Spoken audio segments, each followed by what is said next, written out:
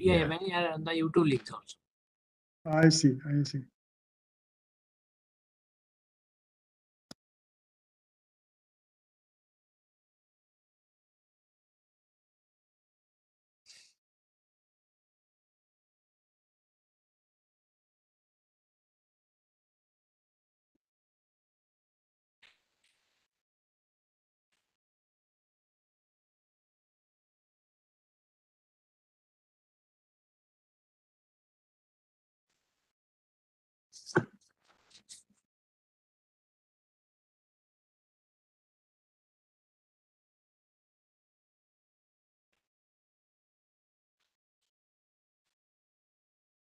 You see my screen?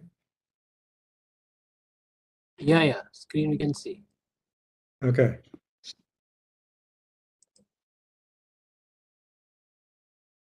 I think Professor Ha is still trying to test.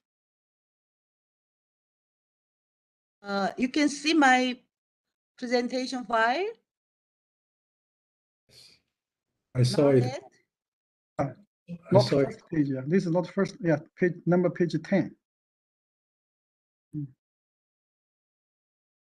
Yeah, looks good. Yeah.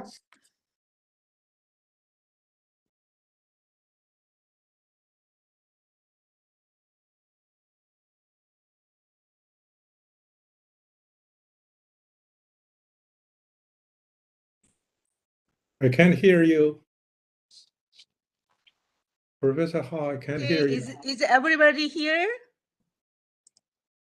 You can hear my voice? Yes. Yes. Okay, good. Good. Now I think we can start. Good morning. So, okay, so just I'll introduce the chair and then we start. Okay. Yeah. Very good morning, good afternoon, good evening. So today the fourth day of our workshop IWM-7. The invited session will begin now. May I now request Professor Kyung-Ja Ha to chair the session. And just to give a brief introduction about her, she received PhD from Windsor University in 1992. Her main fields of study are monsoon climate, climate dynamics, and global hydroclimate change. She is currently a professor at Atmospheric Sciences Department, Science, 1994 at Pusan National University and Center for Climate Physics, Institute for Basic Science since 2017. She was principal investigator for the Global Research Laboratory Project for Global Monsoon Climate Change.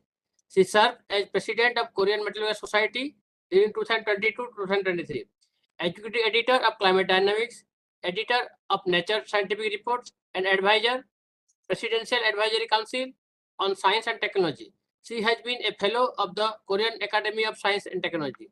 Over to you, ma'am, sir. Yeah, thank you. Good. Good morning, everybody. Good afternoon, good evening. Anyway, I am Kyung-Ja Ha, chair of a session on climate change and application for IWM-7. All of you are very welcomed. Let me start. You can see the program that we have for invited speaker. I would like to welcome you all on behalf of the organizer. Let me introduce Professor Bin Wang, distinguished scientist on climate dynamics. Bin Wang is a professor of the atmospheric sciences of the University of Hawaii and director of the Earth System Modeling Center at Nanjing University of Information Science and Technology. His research field is well known as a distinguished scientist on climate dynamics, atmospheric dynamics, tropical meteorology, and geophysical fluid dynamics. Specific research interest area include global and regional monsoons, tropical intraseasonal oscillation, El Nino dynamics, climate variability, predictability, and prediction, climate change, many fields on related on the climate dynamics.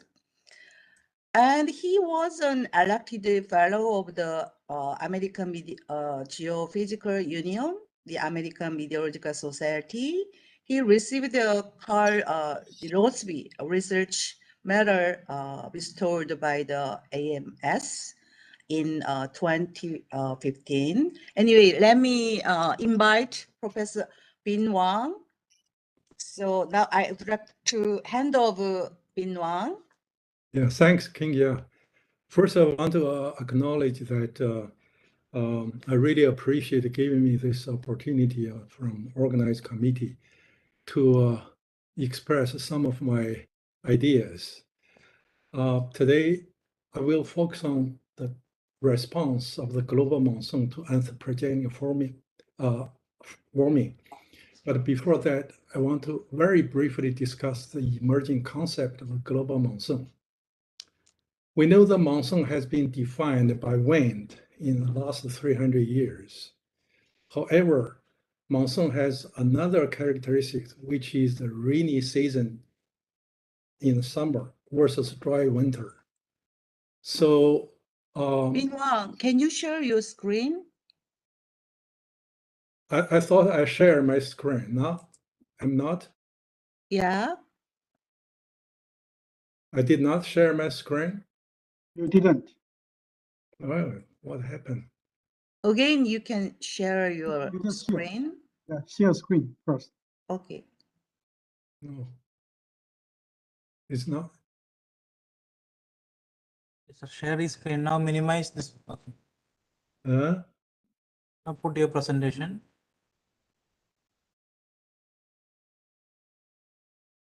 Yes, making the full screen. Yes. Did you? Full Okay. screen, please. Full screen, please. Okay. I'm trying. Is Okay. that all right? Okay. That's good. Yeah. So we know the monsoon is characterized by annual reversal wind, but also characterized by rainy summer and dry winter. So after the OLR data available, I have been trying to define the tropical monsoon with OLR data in 1994. And the wind definition confined the monsoon to Asian, Australia, and Africa, but the rainfall definition extends to Southern Africa and North and South America. It's not only in the Eastern Hemisphere, but it's a global scale. Today, if we use precipitation data and put up two criteria, the annual range is large enough and the local summer precipitation exceeds 55% of the annual total precipitation, then we have this black curve outline the regions. Green is land, the blue is the ocean. Ocean and land occupy about the same area. So the 8 monsoon regions are showing here. And so it shows that it's a global scale of a monsoon phenomena. It's not just the Eastern Hemisphere. If we are taking the UF analysis of the surface wind and precipitation, the dominant mode shows this hemispheric antisymmetric. During summer, is in Northern Hemisphere white, Southern Hemisphere dry, and vice versa. So what is a global monsoon? We can see that climatologically it is a dominant mode of any variation, defining feature of the Earth's climate. In physical essence, global monsoon can be viewed as a forced response of the climate system to annual cycle of solar radiation. This generic definition can apply to the paleo monsoon when the land-ocean distribution is very different from today.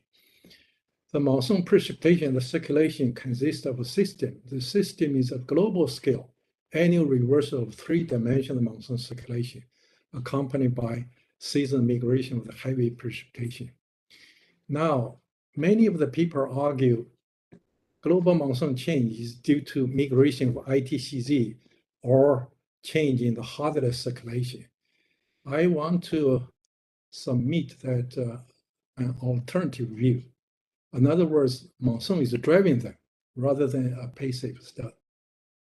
From theory, the Gill model tells you that if you have a monsoon heating, you generate Rossby current wave response. If you make a zonal meridional average, you get this Hadley circulation and also worker type of circulation. So there is no doubt about that. If you look at the observation, this upper level 200 hectopascal divergence wind, 70% of the rainfall falling in this monsoon region, in the red line, outline regions, and the heating generated upper level divergence wind flow from northern to the southern hemisphere. Webster calls this lateral monsoon. This is the backbone of the Hadley circulation. And Webster also pointed out there is a transverse monsoon, Lincoln monsoon with subtropical high or dry area. So monsoon and the desert is a couple. They have a couple variabilities. As shown here, the black line is northern hemisphere monsoon rainfall, and the blue line is northern hemisphere all dry region mean precipitation. They are auto phase on the interannual time scale and in the multi-decadal or trend. So suggesting the monsoon is very powerful, driving many things. I want to argue that the IPCC consists of by monsoon convergence zone and the trade wind convergence zone. And the IPCC movement is mainly due to the monsoon change during the annual cycles. In the monsoon convergence zone, you have this north-south movement, IPCC, and reverse of the Hadley circulations. But in the trade wind convergence zone, IPCC does not cross equator, and Hadley circulation has later of movement in terms. Therefore, I argue that global monsoon plays a pivotal role in driving annual variation of the IPCC, Hadley circulation, and subtropical high and desert. It also central to the global hydrological cycle. Now let's further discuss the response to anthropogenic forces. This mainly comes from a recent monsoon specialist review panel meeting organized by C.P. Chang, published in the BAMS. I also has a company paper to explain the future change of global monsoon projected by CMIP6 model. I will first review 24 CMIP6 models projected future change, then discuss why there is such change. The most robust signal with high confidence is the extreme precipitation increase in the future. Heavy rainfall will increase on daily to multi-day timescale, and intense rainfall on hourly timescale. Dry spells will be also prolonged, along with enhanced evaporation runoff, so that increase the risk of droughts. Urbanization will cause significant rise in the intensity and frequency of extreme event. Now, how sensitive is the extreme event to the global warming? Mei Chang et al. Recently has a paper estimate the global land monsoon precipitation extreme event sensitivity to the global warming. And they estimate this about 8% increase by 1 degree of global warming, nearly independent of regions, projected periods, or emission scenario. This is very close to the 7% of increase of the moisture. And it's much larger than the mean monsoon precipitation change. The global land monsoon increase only 1.1 degree, 1.1% per 1 degree, 7 times less. Okay. However, it is a regional varies. If you look at the local summer, for example, in the northern hemisphere, JJS season, South Asia, East Asia has increased by 4% per 1 degree global warming. It's a very likely increase. And North Africa, West North Pacific are likely increase. However, the North American monsoon is likely decrease. Southern Hemisphere monsoon during the local summer slightly increase, but significantly decrease during the winter time. So as a result, the annual mean Southern Hemisphere 3 regional monsoon basically unchanged versus Northern Hemisphere increase, especially in the Eastern Hemisphere increase versus the Western Hemisphere, North American monsoon decrease. So what caused this regional difference? Well, our hypothesis is that it's driven by the uniform warming pattern. This warming pattern is characterized by Northern Hemisphere warmer than Southern Hemisphere, which of course favors Northern Hemisphere increase, but weakens Southern Hemisphere. Another feature is the land warmer than ocean, so that it enhances Asian North Africa monsoon due to this vast land area, but not the North American monsoon because the land area is small compared to ocean. The third feature is El Nino-like of tropical warming. And this El Nino-like warming actually reduces the North American monsoon and reduce global monsoon in general. Now, to verify those hypotheses, we look at the intermodal spread. The axis tells that the models Northern Hemisphere warmer than Southern Hemisphere more toward the right. And in those models, Northern Hemisphere summer monsoon total precipitation is also increased more. So they are positively correlated. In other words, the Northern Hemisphere warmer than Southern Hemisphere indeed favors Northern Hemisphere monsoon rainfall. Likewise, we can show that the land warmer than ocean favors Asian and North Africa summer monsoon rainfall, also positively correlated. But the North American monsoon is linked to the equatorial Pacific warming, the El Nino-like global warming.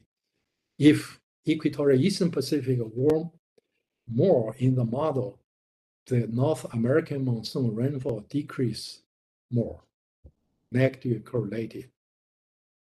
So that suggests that the intermodal physics support those three hypotheses I just explained. Now, what about the thermodynamic effect? The thermodynamic effect has two aspects. One is a specific humidity.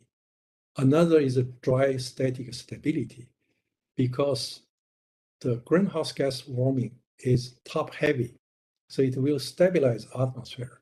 As shown in this figure, the change, the increase of the specific humidity over summer monsoon regions almost uniform everywhere. So is the stabilization is almost uniform everywhere. However, these two effects tends to offset each other. One is increased rainfall, another is suppress the vertical motion, decrease rainfall. So if you're talking about the thermodynamic effect, you should consider both. You cannot just say, oh, moisture effect. So therefore, if I summarize, the greenhouse radiative forcing has two effects. The dynamic effect is basically due to the horizontal differential heating induced by this greenhouse gas. Northern hemisphere warmer than southern hemisphere, land warmer than ocean, El Nino-like warming, they create regional different circulation change, vertical motions, eventually affect the monsoon precipitation change. The thermodynamic effect, as I argued, the top heavy heating stabilize atmosphere, suppress vertical motion, not favor for monsoon precipitation change. On the other hand, the increased temperature, increased moisture, then they really enhance the precipitations. But these two thermodynamic effects tends to be offset each other. And to summarize, how does the greenhouse gas change global and regional mean monsoon rainfall? I would argue that the radiative forcing change the mean land monsoon rainfall by increasing moisture, stabilizing atmosphere, and changing monsoon circulation. So the regional monsoon response difference is due to circulation change, not moisture, not static stability change. So the two thermodynamic effects offset each other. In other words, the increased moisture and the stabilized atmosphere has opposite effect.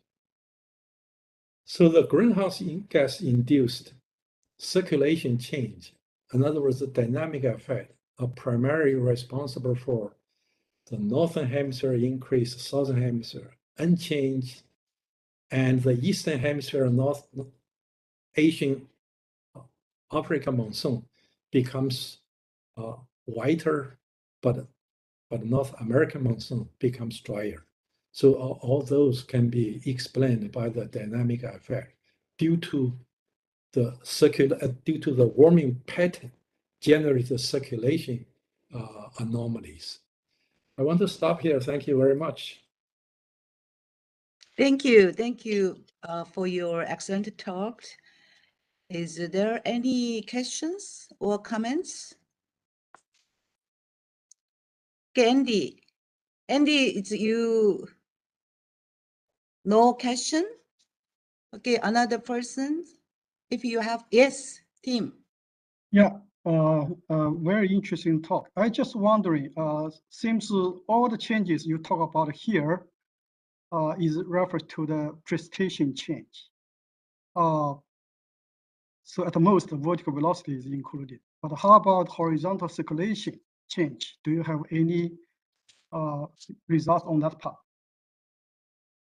Circulation change and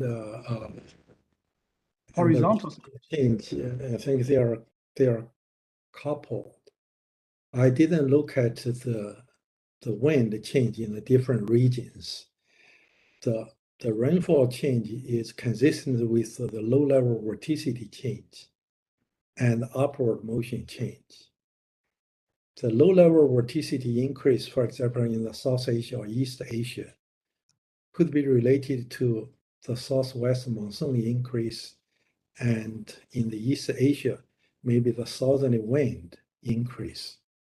But I don't look at the details. I think you will discuss that later, probably. Yes. Is there any? Yeah, I have a question, Ben. Okay, I have a question on your. You mentioned the. Okay, who say? You mentioned the equatorial answer like warming linked to the North American monsoon. Yeah. How about how about North Atlantic warming and cooling can moderate the North American monsoon? Is some papers about that kind of North Atlantic impacts on North American monsoon? How do you compare to SST warming? Yes, both can affect North American monsoon. The Atlantic, I think, mainly is north-south asymmetry. North Atlantic warming, Southern Atlantic relative cooling, that can generate cross-equatorial flow affect American monsoon. To some extent, also affect North American monsoon. But North American monsoon region is very close to the Eastern Equatorial Pacific. Therefore, I think the warming there has more direct influence. They immediately generate anticyclonic anomalous circulation over the Eastern North Pacific, Mexican, and the intra-American monsoon region. So therefore, I think this is a major factors. But as you said, we can also check whether the model of physics support the hypothesis that North Atlantic warming has some contribution. Thank you. Okay, thank you. So let's move on next. So can you There is a question in the chat box from Raghavendra and Sima W. Oh, So that question can be attended through chat. I can read out okay. what is the impact of greenhouse gas on internal variability. Sorry. What is the impact of greenhouse gas on interannual variability? Oh, that one, first of all, probably you have to look at how they change the SST mode. Because the monsoon in the interannual timescale, the largest driver is El Nino, La Nina. It affected by others like Indian Ocean dipole or North Atlantic warming. So in order to address that questions, I think it's really need to make sure we know how the SST variability in the future response to that has a lot of uncertainties in terms of the ENSO change, how the ENSO change. So I can't go in-depth discussion. I don't know whether I answer your question or not. Thank you anyway. Thank you. Using chatting box, you can give us some further comments and answer. Anyway, let's move on next. It's mine. My pleasure to introduce. Can you see my screen? You can see. Okay. Yeah. So my pleasure to introduce you to our group's hydroclimate research on the climate extremes in the hydroclimate changes. This work that I will be presenting include some contributions from my PhD student and my collaborators in ICCP and outside. As you mentioned, the BOMS papers, we highlighted the intensity and extreme rainfall types different in regionally. But the 2/3 populations in global monsoon region, 2/3 population live in global monsoon regions, so the fresh water can be provided by fresh water from precipitation. Anyway, the right side the figures shows the pace. So pace, some of differently changed with the global warming. So red colors changes can be extended the earlier monsoon onset and the late monsoon retreat. Anyway, I will introduce in my talks summer monsoon change, duration, not only amplitude. Next is evaporative demand and evaporative deficit for the drought condition prediction. Another is the dynamic and thermodynamic components of late summer. Particularly, I want to emphasize the dynamic component at the regional base. And then the compound heat wave with the drought condition, dry heat wave concurrently occurs in the East Asia region. How the length of summer rainy season and the precipitation extremes over the Asian summer monsoon domain will change in response to greenhouse warming is an important question. So to address this, I calculated, performs the analysis for the nine regional monsoon region: Indochina Peninsula, Western North Pacific, EA, IND, India, Australia, some other monsoon regions. So we can see the result, the changes in duration of rainy season, the y-axis. In terms of x-axis, dPdt. dPdt means sensitivity to the change in temperature. So it's in terms of different scenarios, low emission, middle emission, and high emission scenarios has a different relationship, duration, and dPdt. So you can see the result as a function of the relative monsoon change and monsoon duration is related to the DPDT, sensitivity of the global warming. The longest duration is represented in the Indochina Peninsula, and EA and IND is very vulnerable and sensitive to the this sensitivity of precipitation to the temperature. In terms of duration, can be changed in the different scenario. So particularly high emission scenario, this vulnerability and relationship is highly correlated. But other monsoon region, North America and the South America region seems like the shortening rainy season, which are very distinguished from other monsoon region. So another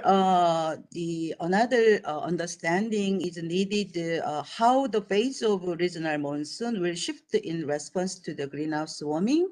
So we calculated the future change in pentad in different monsoon region. So future warming, the increase and extremes in light figures as a function of P20.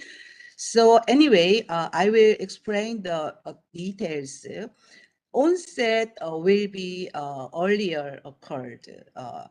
Particularly EA is mostly response to the global warming.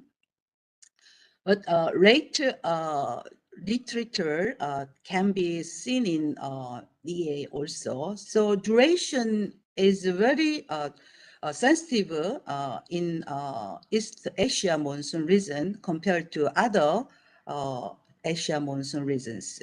But for example, the India monsoon just changes in the literature as a later literature. But extremes, in terms of extremes in P20, we can see the drastic intensification in the rainfall extremes as a P20 in East Asia region. But other regions also showed the changes in increasing of extreme rainfall. So we tried to understand how this extreme can be occurs as a physical processes. So we tried to understand the dynamic and thermodynamic factors to induce the extreme cases. Particularly, we focused in the East Asia region here. So particularly the extreme rainfall was found in the late summer compared to the early summer and late summer as a function of the sub-seasonal scale. So we found major factors as a recipe for the late summer extreme precipitation in the East Asia region. So this showed the development of maintenance of both of Eurasian and Pacific blocking can link to the this Okhotsk high. And then this South China Sea has the more availability of water vapor with the high sinking motion enhancement. So it can be merged very sharply this region. So it's narrower and very sharply gradient formation in water vapor and temperature can make extreme rainfall. So blocking frequency and intensity and Okhotsk high affect the strength and location of cold air intrusion also. If we have a separation of dynamic components and thermodynamic components, our result showed the primary factors as dynamic factors in late summer extreme cases, 71%, and thermodynamic factors, 27% as a major components. As you can see here, dynamic components can make more moderated meridional direction, and then it can be induced by heating over land and ocean, different heating. And thermodynamic factors is more generally elongated. Also, this Ochuka High and South China Sea water vapor availability is very linked to the extreme cases. Another issue was the despite growing precipitation, future drought is one of the crucial factors. It was calculated with the evapotranspiration deficit, which defined by the difference between the potential evapotranspiration and the actual evapotranspiration. It means the water vapor availability that can be changed with the warming of atmospheric temperature condition. So we defined the evapotranspiration demand as a potential evapotranspiration, and then we calculated the evaporative deficit as like this two figures. One is middle level emission scenario, and one is high level scenario. So future drought will become more intense. The regionality is different. But if we go to the high emission scenario, we have a very vulnerable area in the Northeast Asia region and Southeast Asia region. So we tried to understand the physical process as a regional difference, regionality.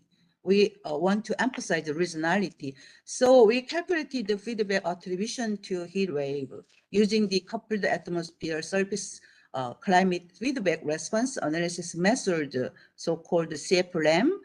So we divided the temperature change comes from the net radiational heating and cooling and non-radiational heating and cooling, so-called dynamic heating and cooling. So water vapor feedback, cloud feedback, ozone feedback, albedo feedback as a radiational feedback, and non-radiational feedback, sensible heating, latent heating, atmospheric dynamics, including advection, and surface dynamic, including soil dynamics.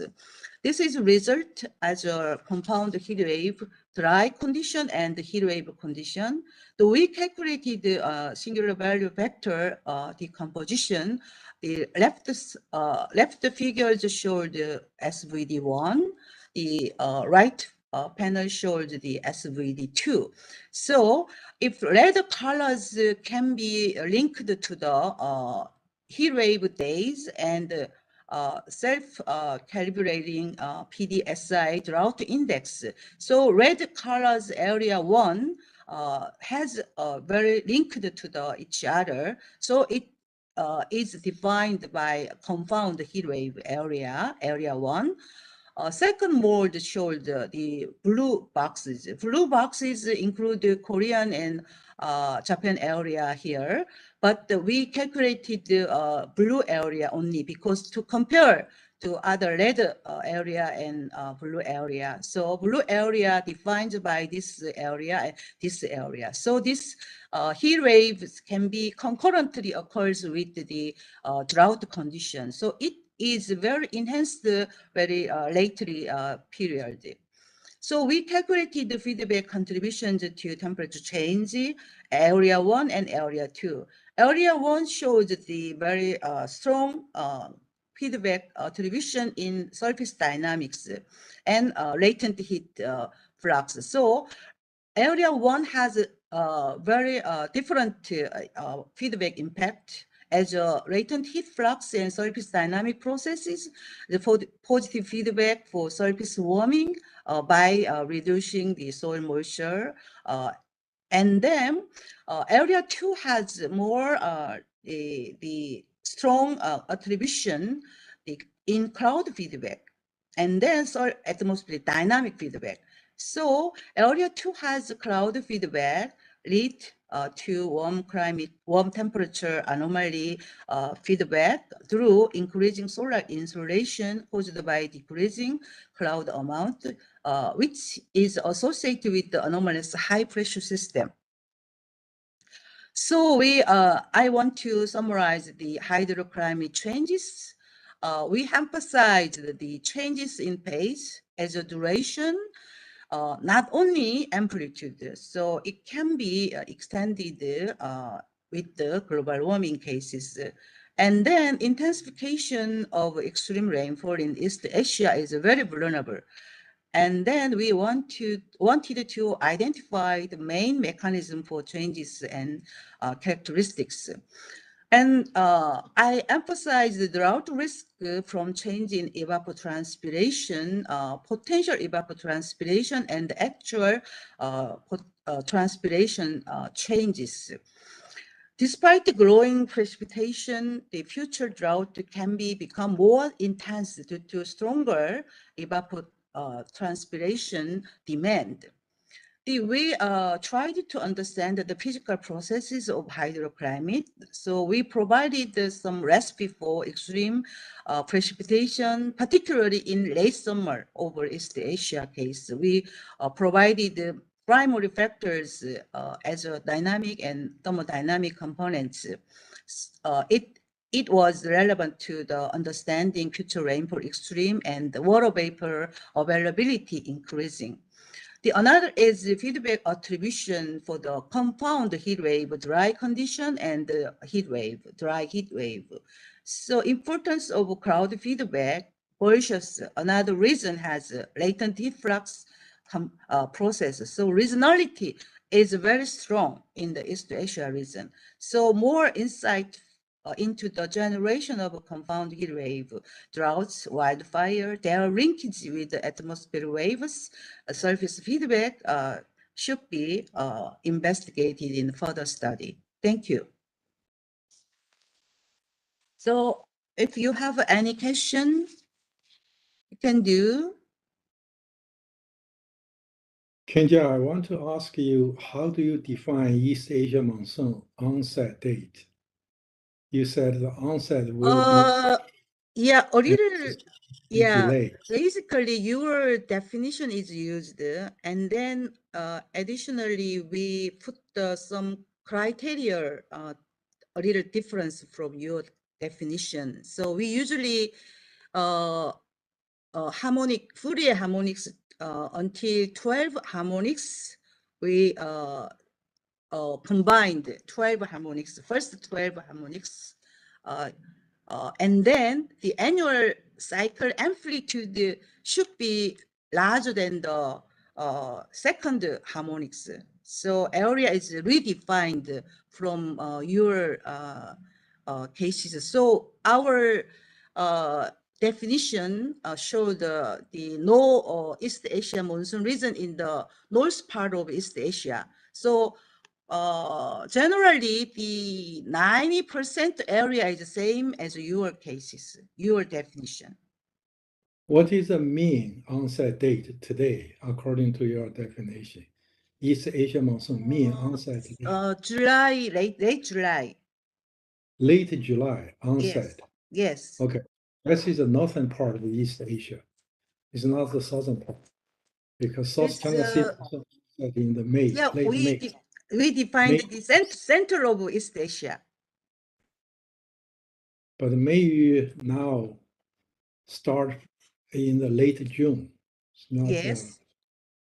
climatologically, today's climatology is late June. Yes. If you look at 30-degree north. Yes. Anyway, I thank you. Yeah, thank you. Thank you.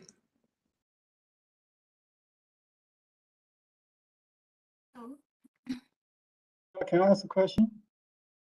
Yes. I have some difficulty to understanding this connection between your definition of the drought. You said you have, because when you said that you have more precipitation in the future, but also become more drought. Yeah. The reason you said is because evaporative demand become larger. So I try to think about that. You have more rainfall, soil moisture increase, so therefore there are more evaporation from surface. So therefore will cause. So that's the increase of demand. Yeah, right? demand is more increased, more stiff, stronger increased with the warming atmospheric temperature can make more water vapor availability. So wintertime and springtime, the more evapotranspiration can move to the atmosphere. So soil is more drought. So in summertime, the demand is largely becomes larger than the actual transpiration. This is one of the definition as a hydrological view, but another definition is different. So different definition is very different. So I will explain more details.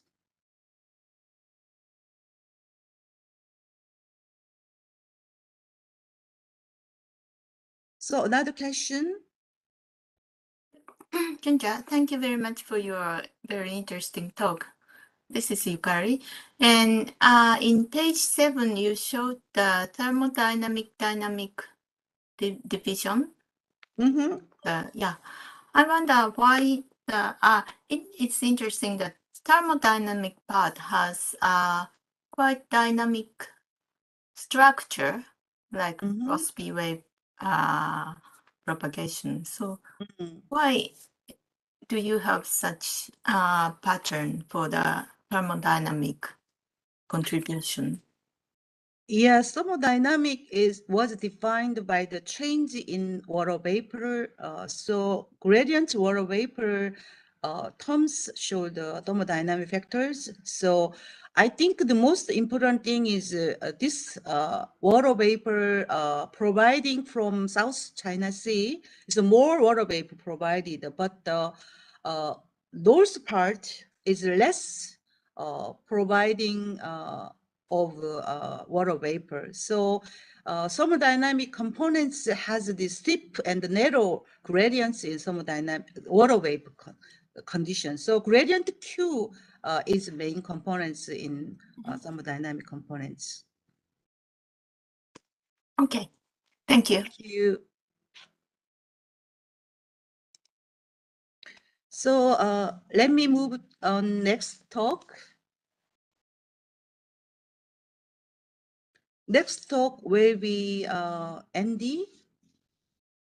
So Andy Turner is a professor in monsoon system funded jointly by the University of Reading.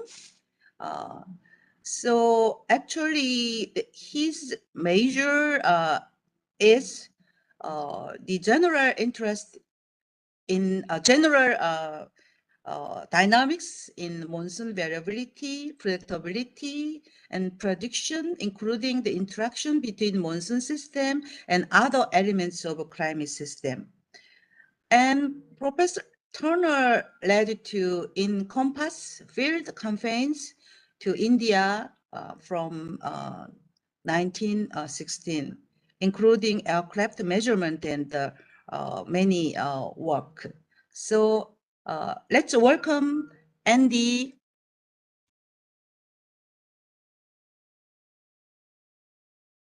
Thank you very much. Can you see the full screen mode of my presentation? Yes, we can see. Thank you. Great. So thank you very much for the invitation. And good morning and good afternoon and good evening to wherever you are. So I'm going to talk about climate change and the global and regional monsoons from the perspective of the IPCC AR6 report. And I really want to emphasize that although my name is here, I'm merely the person that's delivering a talk about this subject, and the work that has gone into this by a lot of people has led to the findings that I'll show. Just to mention this nice image that we have at the front here. This is actually a merger of two photographs together, but of the same place in near to Hyderabad in India, and it's just demonstrating the impact of a poor or a good monsoon on vegetation, just to illustrate its importance. So as I mentioned, the IPCC report is a team effort, and there's a very large team of people here. This was actually the last lead author meeting of the IPCC Sixth Assessment Report that we had prior to the outbreak of COVID, and then we had to move everything online, which was a very difficult challenge. So there was a huge effort. A very large number of scientists were involved in writing about the monsoons in the AR6. And particularly, I just wanted to mention on this, you can see on this picture, two esteemed Indian scientists as well, Dr. Krishnan and Dr. Swapna, who it's great to work with in this report. So I just first want to say something about where the monsoon information is distributed in the IPCC Sixth Assessment Report. And obviously there's a lot of different chapters. The first sort of set of information in chapters 2, 3, and 4, that covers the global monsoon.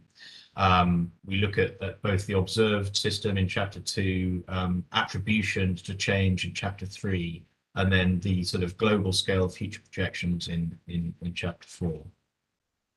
Chapter 8, which was a new chapter on devoted to the water cycle, that was really where the bulk of the regional monsoon information was kept.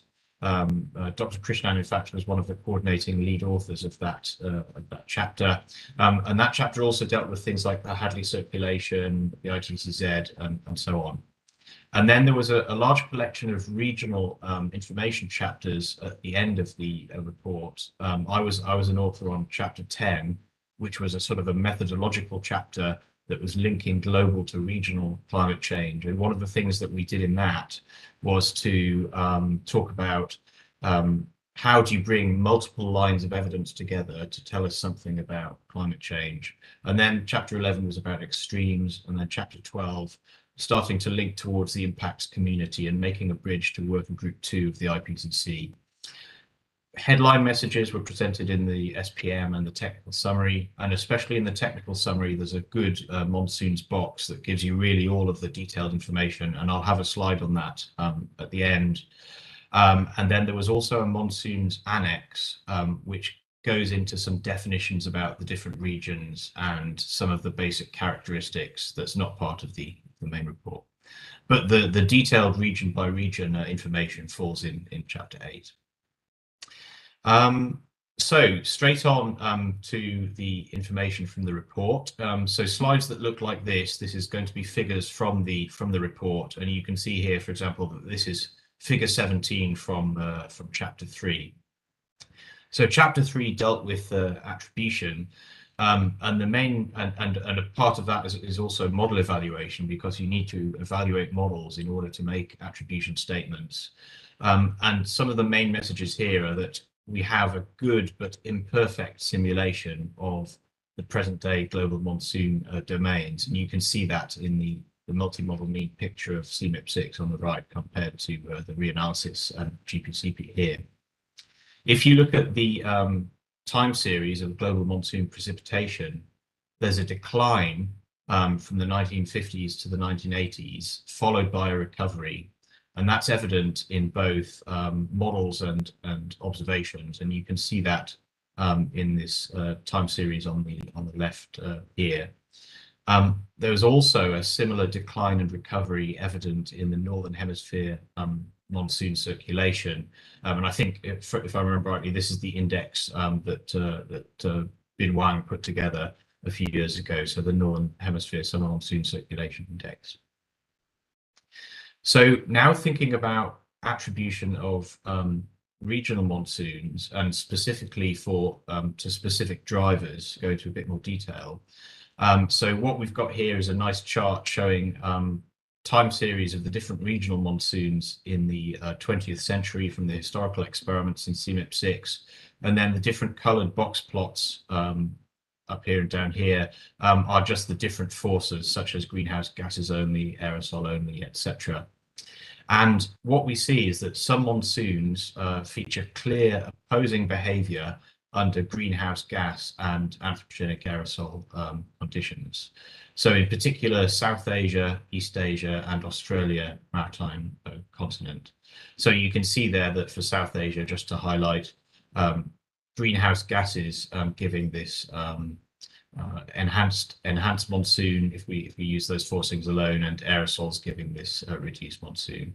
And really the finding is that for regions such as this, the decline in monsoon rainfall is largely attributed to this aerosol forcing over the 20th century.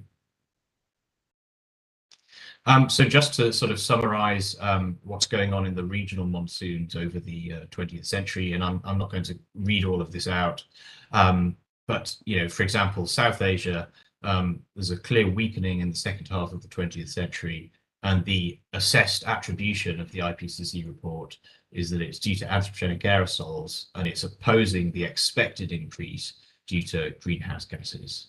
For East Asia, it's a bit more complex. The drying north and wetting south pattern since the 1950s is attributed to anthropogenic forcing, but there is a component of the Pacific decadal variability positive phase has been a driver of weakening since the 1970s. And if we look at West Africa, there's a very pronounced sort of decline and recovery of rainfall in the Sahel, particularly in the 1970s, 80s, and then a recovery up to the sort of mid-90s and so on. And it's felt really that there's this combination of northern hemisphere aerosols and equatorial warming initially led to that decline. And then as some of the aerosols have been removed from the North Atlantic area due to reduced emissions, particularly from the USA, for example, then there's been a shift back of that sort of thermal balance towards the Northern Hemisphere and a recovery in the rainfall since then. So one of the other things that we take into account in the report is assessing multiple lines of evidence, and one of those, of course, is paleoclimates. And we show that paleoclimates, so past climates, are saying that the northern hemisphere monsoons were also stronger in the past in other warmer periods, and that's largely due to orbital forcing, of course. So what about the near-term future global projections? So this is covered in chapter 4 of the report. And the main message here that we come out with for the monsoons is that the near-term changes in global monsoon precipitation and circulation will be affected by the combined effects of model uncertainty and internal variability, which together are larger than the force signal with medium confidence. And I'll show an example of this specifically for the Indian monsoon later in the talk. What about the long-term future? So you can see time series of that here. So the historical period in the black, and then these projections here under the different SSP scenarios. Clearly, there's an enhanced monsoon with as the scenarios get stronger, but also the circulation, especially in the northern hemisphere monsoon, is declining. So based on the CMIP6 models, it is likely that the global land monsoon precipitation will increase with the global surface air temperature rise. And that happens despite a weakened monsoon circulation. And we can put some quantification onto that. So at a likely rate of 1.3 to 2.4% per degree C global surface air temperature.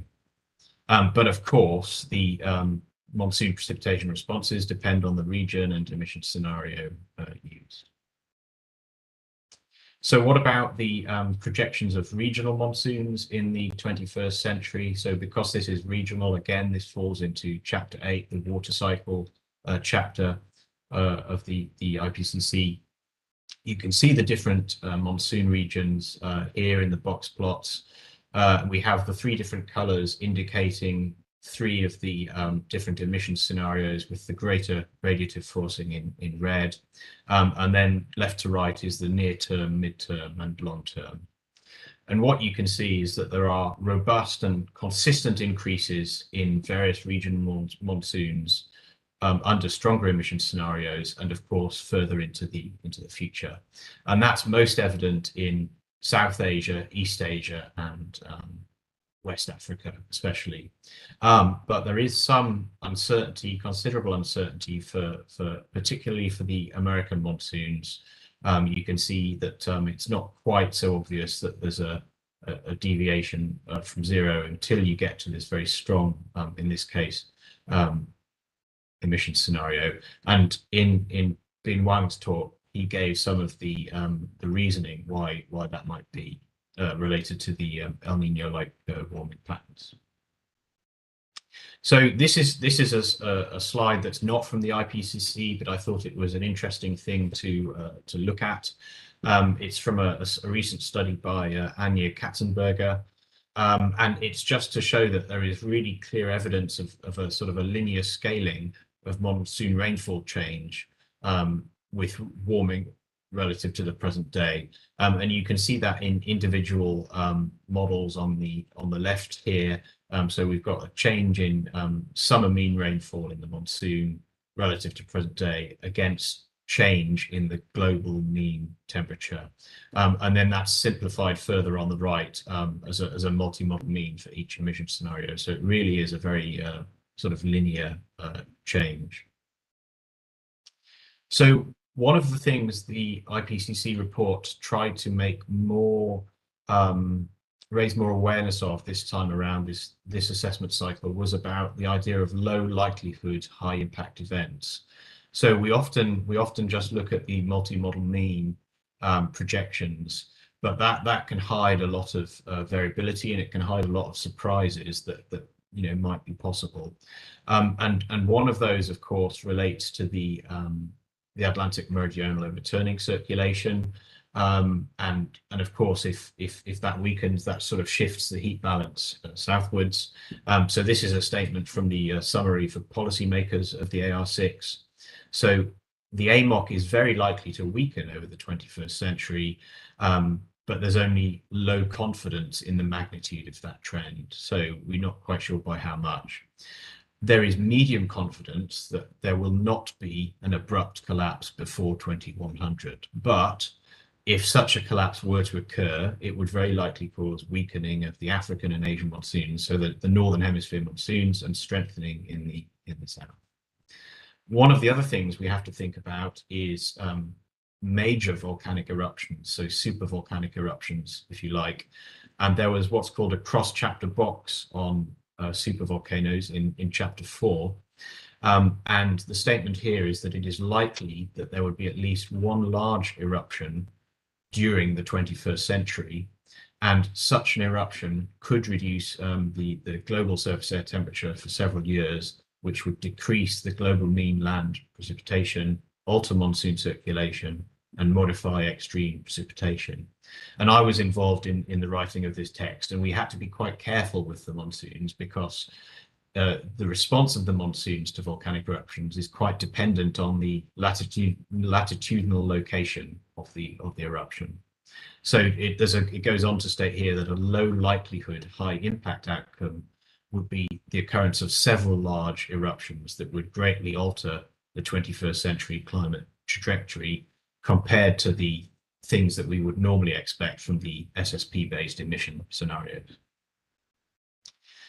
So in the technical summary, as I mentioned, there was a very nice sort of summary of what's going on with monsoon behavior, and really a combination of greenhouse gas and anthropogenic forcing is fundamental to driving the changes in regional global monsoons, but internal variability also plays a role.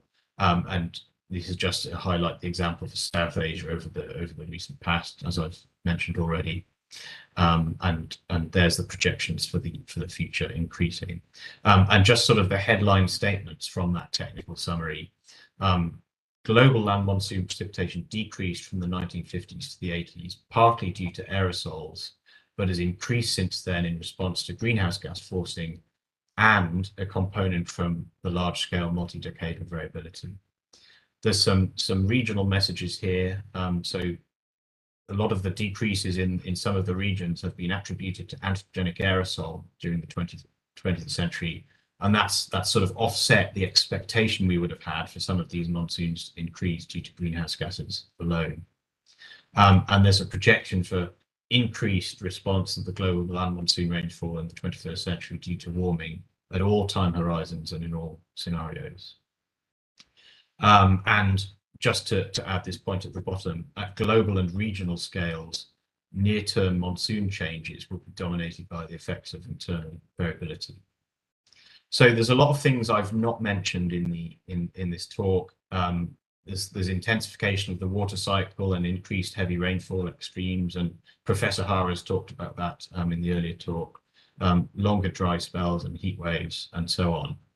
The last couple of slides, I just want to sort of give some personal perspectives on some major uncertainties that are still there, I think, especially for the near term. The first of those I want to emphasize is just this idea of the internal variability and the interplay between that and the forced change. And this is really helped by new experimental designs. We couldn't understand this so much previously with just looking at CMIP database, which only maybe has 1 or 2 ensemble members per model. But some of the large ensembles that are available now may have 100 members for each of the historical and the future emission scenario, for example.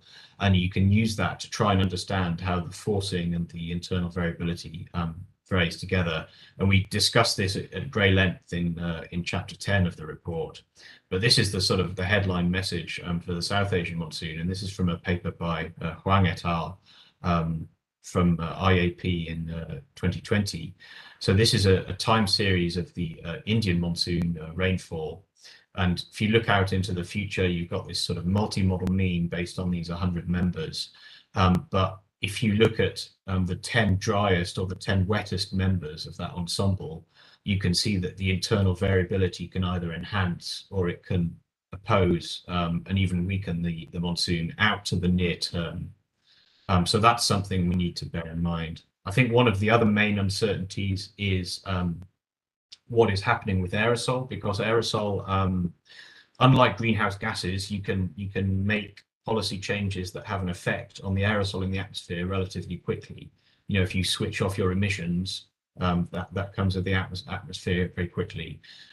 So the message here is that policy choices might help determine what happens in the South and East Asian monsoons in the near term. So this was a paper by Bjorn Samset et al. In Nature Geosciences a couple of years ago. So on the bottom here, we're looking at the black carbon and sulfate aerosol projections that are used in the different emission scenarios, SSP 1, 2, and 3 here. And those actually represent different types of air quality policies in the future. And you can see that some of those have sort of consistent patterns of change in all parts of Asia, and other emission scenarios have these strong dipoles. And in fact, if we look at the trends over the last decade, there does seem to be this dipole of aerosol emissions between South and East Asia. And naturally, there would be a different response in the radiative balance at the surface for those two regions. So that's something we need to think about. And then the very last point that I want to raise is just about the persistence of biases in coupled GCMs. And we've been studying this now for many years. And the IPCC statement on this was that CMIP-6 models reproduce the domain and precipitation of the global monsoon over the instrumental period better than CMIP-5 models. However, both these sets of models still fail to fully capture the variations of the Northern Hemisphere monsoon circulation. And there's just this final figure that I'll show from Bock et al. 2020, another recent paper that just shows the evolution of these biases in tropical rainfall in CMIP-6, CMIP-5, CMIP-3. And if we focus on just South Asia, because it's the region I'm most familiar with, you can see that this dry bias with a wet bias in the Indian Ocean is still very much there. And at the bottom diagram, there's just some comparison between the high res and low res pictures from the high res MIP. And basically the message here is that at sort of current GCM scales, merely increasing the model resolution is not an instant solution to the problem of this bias. So I will finish there. Thank you once again. So monsoons are changing in complex ways. Future projections of increased rainfall for the global and South Asian monsoon in particular, which scale with warming. In the near term, internal variability is likely to dominate, and especially for the Asian monsoons, aerosol pathways are important for what's going to happen in the near term. But model biases are a long-standing issue that needs resolving. So thank you very much for your time and attention. 네, thank you. Thank you very much for your very interesting talk. Yeah, Tim, the quick question is available due to time limitation. Yeah. Very quick question. So you mentioned that for the long term, the monsoon precipitation will increase, but the circulation will decrease. I just wondering what kind of circulation you talk about. Is vertical velocity or is talk about horizontal wind? So that circulation is the Bin-Wang index, which, if I remember rightly, it's the zonal vertical wind shear measured right across the sort of northern hemisphere tropics. That was, I think, from the Wang et al. 2013 paper in PNAS. Yeah. Thank you. Yes. Thank you. Let's move on. Last talk. Let me introduce Tim Lee, last speaker.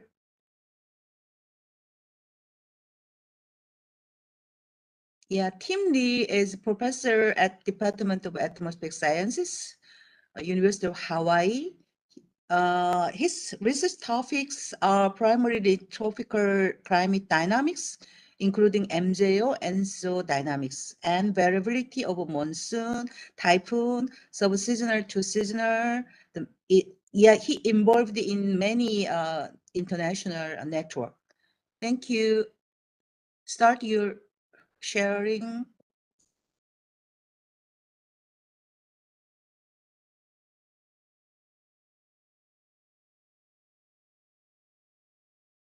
Can you see my PPT? Yes. The make full screen. Yes. Okay. Thank you. Okay. Thanks for inviting me to this meeting. And I want to talk about something related to the monsoon circulation. So particularly here, I talk about South and East Asian monsoon circulation change and the global warming.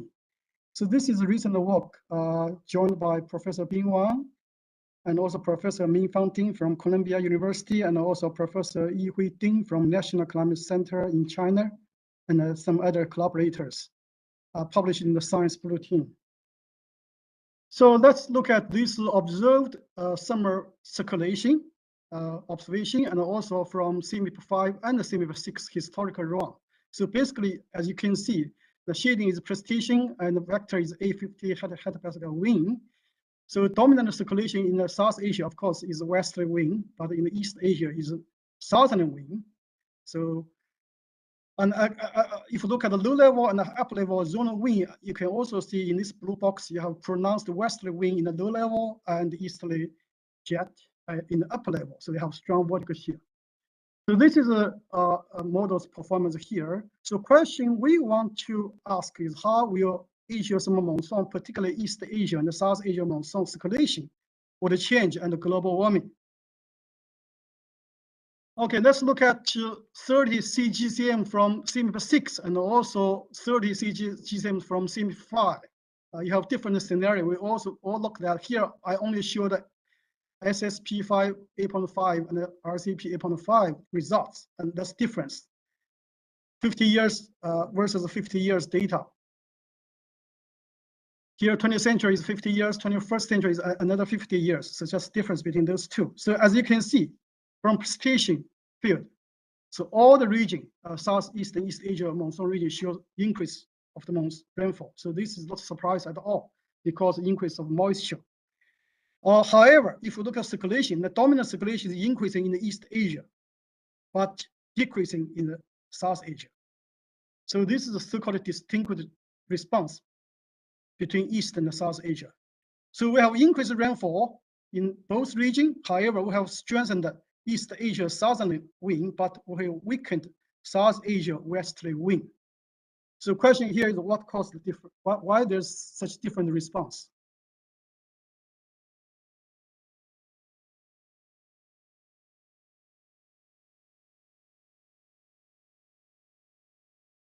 Why I cannot move?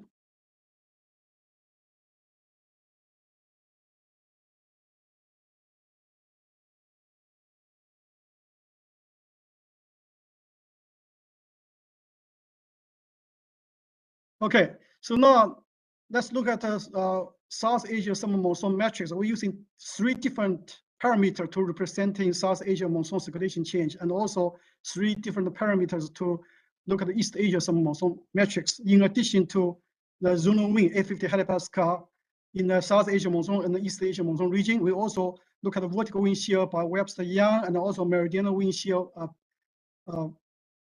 by Wang, and here have ciliary pressure gradient, east-west gradient, and also meridional wind shear metrics for the East Asia monsoon. But no matter what kind of metrics you are using, you can see, so in the South Asia summer monsoon, the circulation is all weakened, and for the East Asia summer monsoon metrics is all increased.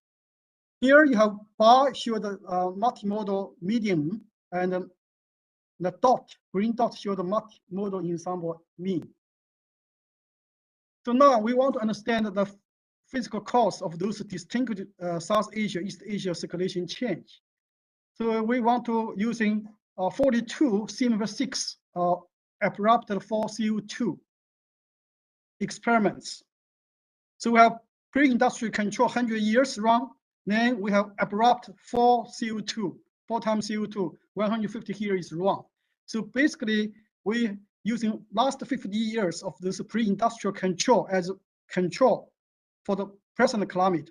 Then we have first year representing fast response, because you have 4 times CO2, you have strong forcing, but the ocean response is slow. So basically, first year only show the fast land surface warming response. So this is a fast response.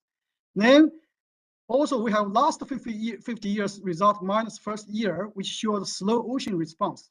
So now I have both fast and slow response. So we want to understand the physical mechanism associated with those responses. So this is the results from fast response. I have 42 coupled GCM from CMF6.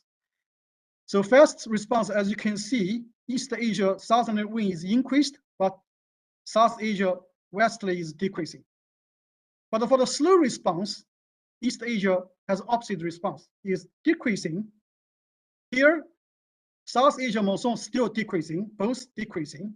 So sum of these two.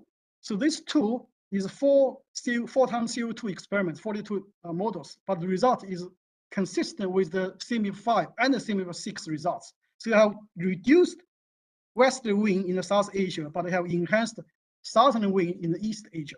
So this is a fast response, blue, red is slow response. Some of these two is purple. So for South Asia summer monsoon, you can say both fast and slow response, although dominant by slow response, caused decrease of the circulation in the South Asia. However, for the East Asia monsoon, fast process is trying to enhance the southern wind, but slow process is trying to reduce it. But summation of these two still have increased, so dominated by the fast process. So what we conclude here is strengthened East Asia monsoon circulation is dominated by fast process, and weakened South Asia summer monsoon circulation is dominated by slow process. So now let's one by one to understand. First, we talk about how East Asia summer monsoon circulation is strengthened in a fast response. As we know, fast response basically is due to land surface warming. So you can see this is surface temperature response. So ocean temperature response, almost nothing here, but mostly due to the land surface warming, particularly Eurasia continent warming. So this warming can cause large-scale cyclonic circulation, low pressure, and this cyclonic circulation can further advect moisture along the coast of Asia. So you can see this theta E and moisture, low level moisture increase along this line. This is the southwesterly flow. So therefore, what we see here is enhanced East Asia southerly wind is simply because fast land warming causes large-scale surface low pressure anomaly in Eurasia, so therefore low-level cyclonic flow, so they have strengthened southerly in the East Asia. So suppose this low pressure can also enhance the South Asia westerly, but why it's not so? So as you can see, you have westerly to the northern part of India, but dominated by 5 degree to 10 degree here is mostly dominated by the west easterly anomaly. So before we address this, let's look at how Tibetan Plateau can add this thermal forcing due to fast response. As you can see here, now for first year, the fast response, all the months, the temperature in the continental region, Eurasia continent, you see the surface warming. However, if you look at the southern wind in the East Asia, only increase of southerly happens in the summertime, not in the winter time. So therefore, enhanced East Asia southerly occur primarily in the boreal summer, while Eurasian land warming happens throughout the year. The reason is because the Tibetan Plateau precipitation. So here I show the East Asia summer monsoon index change, delta, and here is precipitation change in the Tibetan Plateau. So as you can see, the correlation here is significant at 99% confidence level for all the 42 models. So what suggested here is Tibetan Plateau heating can enhance this southern winds through induced cyclonic flow.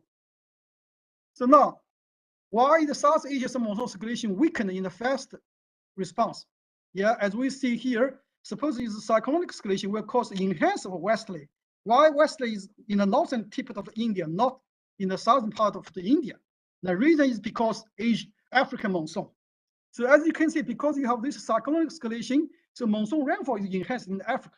So those enhanced North African monsoon can induce easterly winds through gear model response. So this is the anomaly AGCM simulation. Give the heating, you can see response over the Northern Indian Ocean region. Okay, why is the South Asia summer monsoon circulation weakened in the slow response? This is, as we see, this is dominant process in the slow response. So this is, look at the surface temperature in the slow response. So because the ocean SST now involved, you can see El Nino-like warming happens in the equatorial Pacific Ocean. So you have ascending motion, enhanced precipitation in the central equatorial Pacific, and they have descending in the maritime continent. You can see the heating or rainfall is reduced over maritime continent.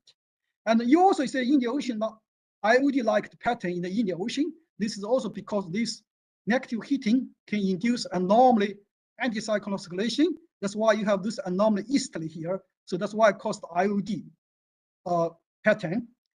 So therefore, anomaly easterly over the South Asia summer monsoon region is mostly due to suppressed heating over maritime continent associated with El Nino-like warming pattern. So now we further look at those relationship between South Asia summer monsoon index and SST pattern in the Pacific. So this is from SIMP5. This is from the slow response from the four times CO2 experiments. No matter which experiment here, all show 99 confidence significant results show the consistent relationship between SST pattern in the Pacific and the South Asia monsoon index. That's the westerly wind index in the East Asia monsoon region. So both SIMP6 and slow response show the robust intermodal relationship between South Asia summer monsoon index and the SST warming pattern. So this again, if we give the negative heating in the maritime continent due to the El Nino-like warming in the Pacific, then you will excite gear response, cause this easterly wind in the South Asia monsoon region. So let me summarize my talk by using this schematic diagram. So basically, we believe the South Asia monsoon and the East Asia monsoon circulation change involve two-step process.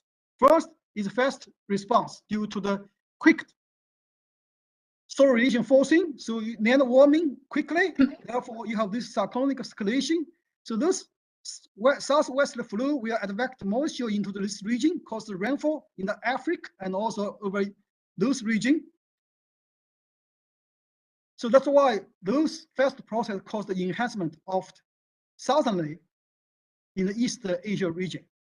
However, because African monsoon, which induces easterly anomaly in the South Asia, that's why westerly wind shifting northward. However, in the slow response, because El Nino like warming, through a change of local circulation, you have this maritime continental heating, suppressed heating in this region. So therefore, you have anomaly anticyclone circulation, which will cause this as gear response to this negative heating. So therefore, caused easterly wind anomaly in the South Asia region. So therefore, East Asia summer monsoon circulation change dominated by fast land process, whereas the South Asia summer monsoon circulation change dominated by slow ocean response. That's all. Thank you. Thank you. Thank you. Very excellent talk. So if you have a quick question, it's due to time limitation, we have not enough time to discuss. Okay, no question. If you have a question, you can ask using the chat box. So let me close the session. Okay, big applause. Okay, I would like to thank again our speakers for their very interesting and stimulating contribution, and participants for the valuable following discussion. Yeah, thank you. Thank you. Thank you very much. Thank you. Yeah, so thank you very much to all our distinguished chair and also the speaker for the actually the session is very well maintained, time also, and also scientific content. So 4 interesting talks were there. So I thank the chair, Professor Kyung-Ja Ha, for nicely conducting the session, and also to all our speaker for the timely content and also the scientific content. Thank you very much.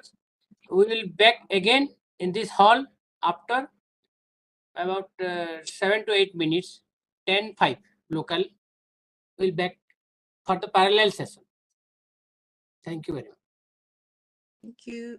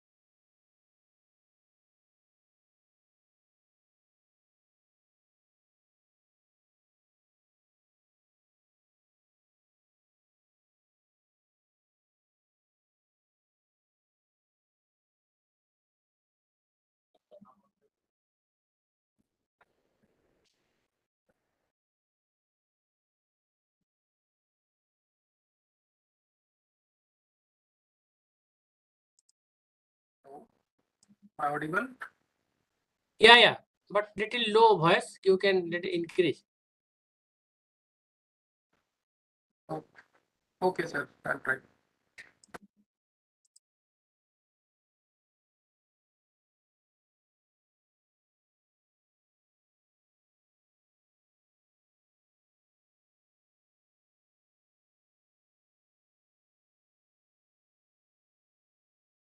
So this is UTC. This is not IST.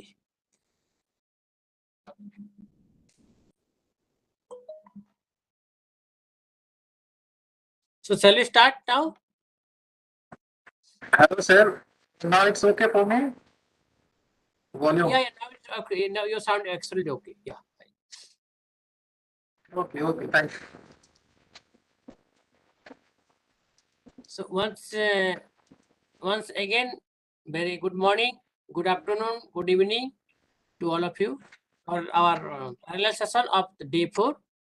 And now I will request Dr. Susmita Joseph, scientist and head of IMPO in IATM.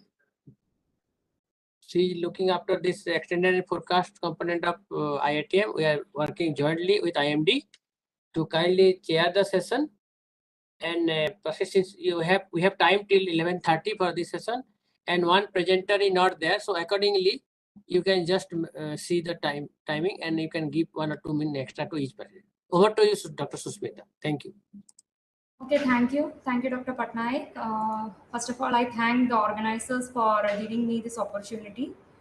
So without much ado, we will move to the session. So we have the theme of the session as regional monsoons. As Dr. Patnaik told, we have 5 speakers in line in this. So since one speaker is not there, so we have, instead of 10 minutes, we can have 14 minutes for the presentation. And at around 12 minutes, I'll alert the speaker so that they can wrap up in 2 minutes. So now I'm requesting Dr. Amita Prabhu, the first speaker, to give her talk on influence of Eurasian snow, Atlantic SST, and Arctic oscillation on summer monsoon rainfall variability over the northeast regions of India. Dr. Amita, the floor is yours. Thank you so much, Dr. Sushmita.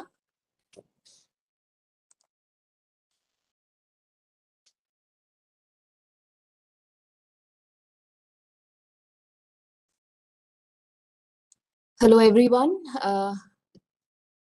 My name is Amita Prabhu. I'm from Indian Institute of Tropical Meteorology, and I would like to present today on the topic influence of Eurasian snow, Atlantic SST, and Arctic oscillation on summer monsoon rainfall variability over the northeast regions of India. As we see in this particular figure, India's northeast sector is considered as a separate macro region within the Indian landmass. Reason being, the rainfall, as we see, is mostly out of sync with the rainfall pattern over the rest of the country. The most dominant mode of variability in summer monsoon rainfall over Dr. Amita? Yes? Can you please make it full screen? Yes. Is this okay? Yeah, fine. Okay. So the rainfall pattern over northeast India is out of sync with the rainfall pattern over the rest of the country. This region is close to northern hemisphere mid-latitude jet stream location, and therefore it implies that the large-scale variability of mid and subtropical latitudes may have an influence in predicting the rainfall pattern over the northeast region over India.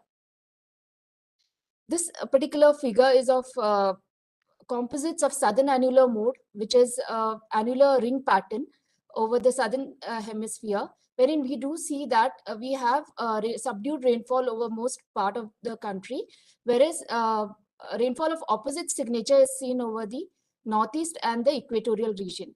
This may be due to the 40-day equatorial mode, intraseasonal monsoon mode, which is persistent over Indian longitudes during JJS season.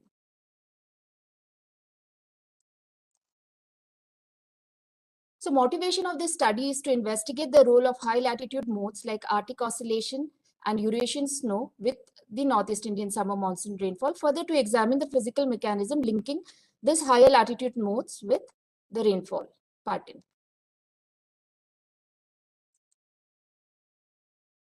So basically, for data and methodology, we have extracted data from scanning multi-channel microwave radiometer and special sensor microwave imager data, snow data.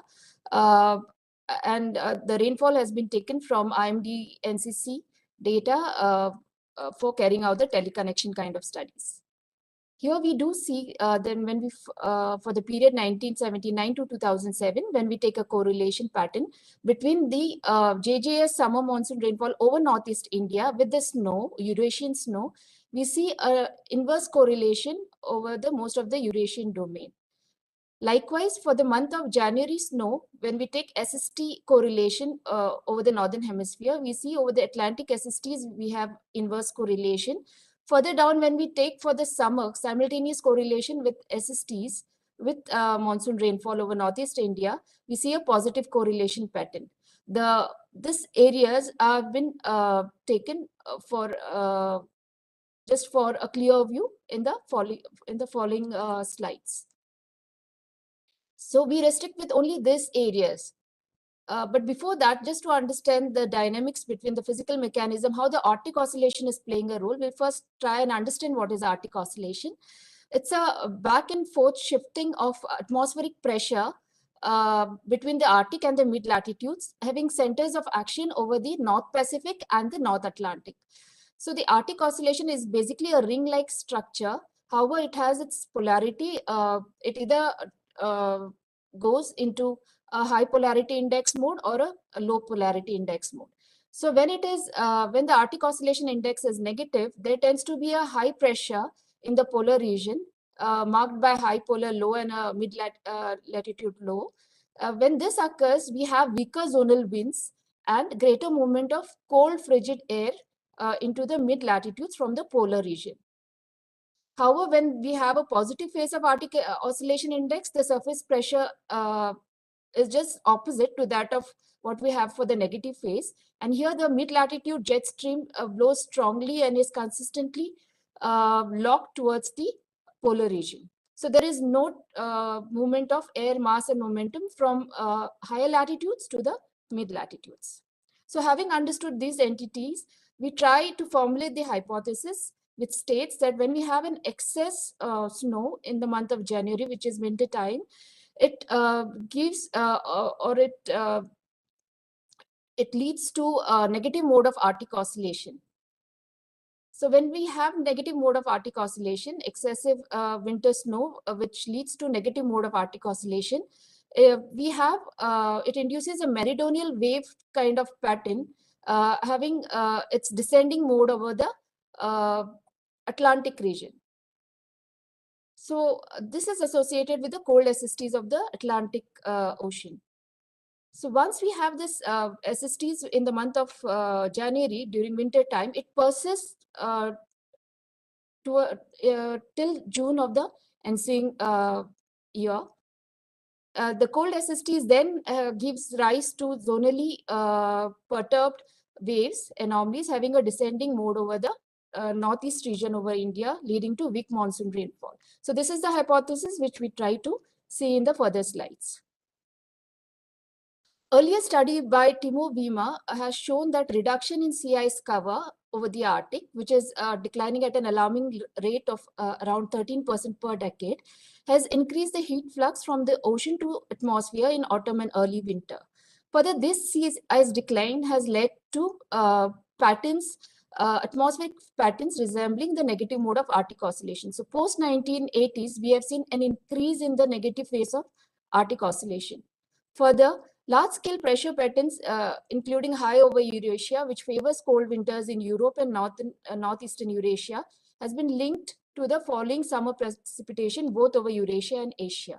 So having understood these patterns, which were already studied earlier, what we have done is we have tried to understand how the geopotential patterns are at a higher level, that is at 200 HPA for various seasons.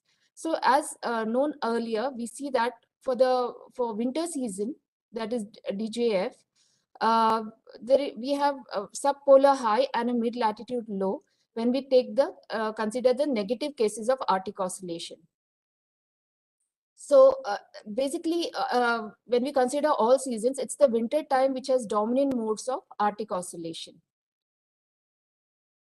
Further, when we come and check out for the Arctic oscillation for the month of January, which is the month where we have seen that the snow has been correlated with Northeast Indian summer monsoon rainfall and the SSTs over the Atlantic region, what we see is that for the month of January, the Arctic oscillation is predominant right from surface till 200 HPA with maximum magnitude over the higher atmospheric levels at 200 HPA.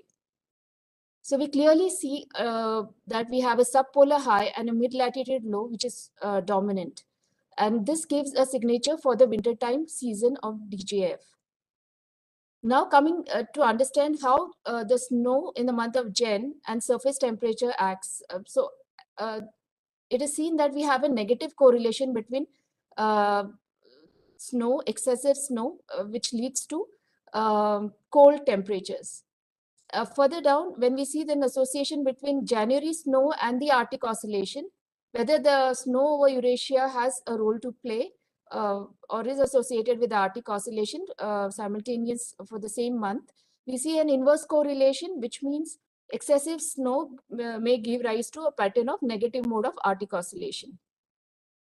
So what happens when we have a negative mode of Arctic oscillation? We take for over the Atlantic region, averaged over the Atlantic longitudes, 60 west to 10 east. When we take a composite analysis for the negative modes of Arctic oscillation, we see a subpolar high at around 65 north with a subpolar low at around 45 north. So it is a typical case of negative mode of Arctic oscillation, wherein we have a subpolar high and a mid-latitude low. In this case, what we do see is over the tropical northern longitudes over the Atlantic region, we find a descending mode over the Arctic oscillation. Taking a correlation, the lead-like correlation pattern, just to understand whether it's the Atlantic SSTs or the snow which leads the other, what we see is an evolutionary pattern for correlation between SSTs and Jan snow over the Eurasia. We see an inverse correlation, which is maximum in the month of January.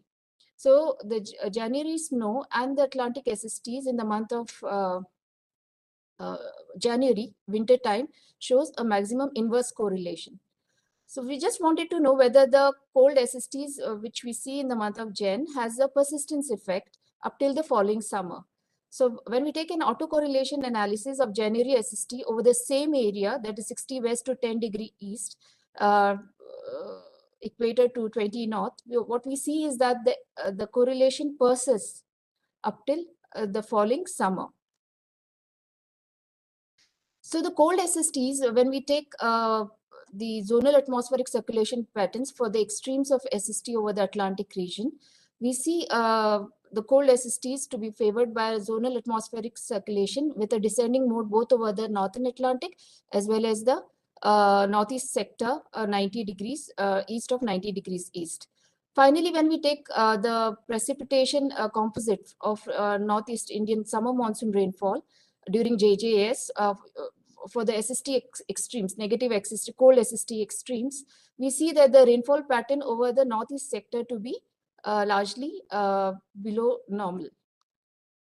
So to summarize, what we do see in this particular study is while there have been many predictors for predicting the Indian summer monsoon region as a whole, substantially there's been very less study wherein predictors for the Northeast Indian summer monsoon rainfall has been seen. So this is one of the studies which demonstrate influence of low frequency wintertime Eurasian snow forcing on Northeast Indian summer monsoon rainfall through the Arctic oscillation and Atlantic SST bridge. In a sense, while the summer monsoon rainfall over major parts of India, excluding the Northeast region, appears to be related with events over the Southern Hemisphere, for instance, the Southern Annular Mode, the ENSO, the variation of Northeast Indian summer monsoon rainfall appears to be related to events which are predominant over the Northern Hemisphere coming through Arctic Oscillation, Eurasian snow, and the Atlantic SSTs. So this work has been published in Climate Dynamics, wherein references cited in this PowerPoint can be found in this paper. Thank you for your attention. Thank you. Thank you, Dr. Amita, for keeping your presentation in time. So now, if anyone has any questions, they can ask that.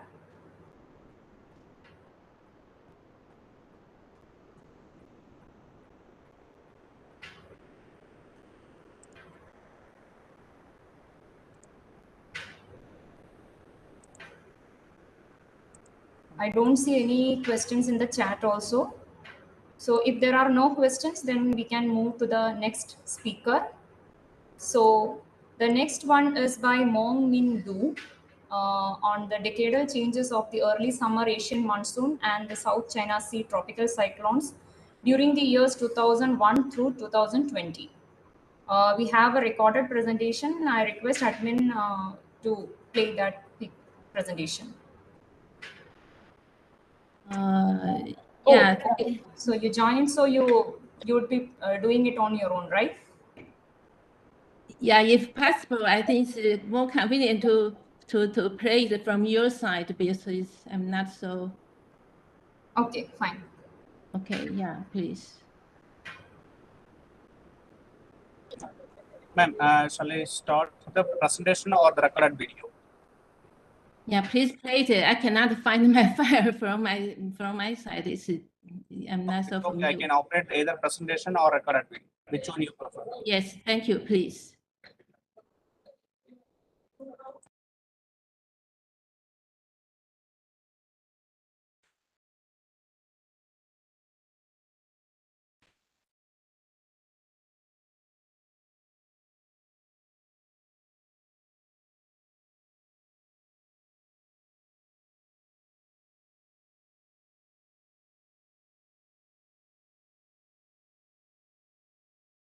Oh, sorry. So should I?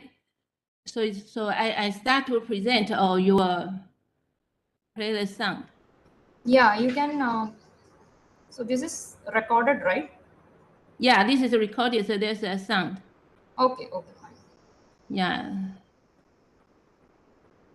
Because I don't know how to.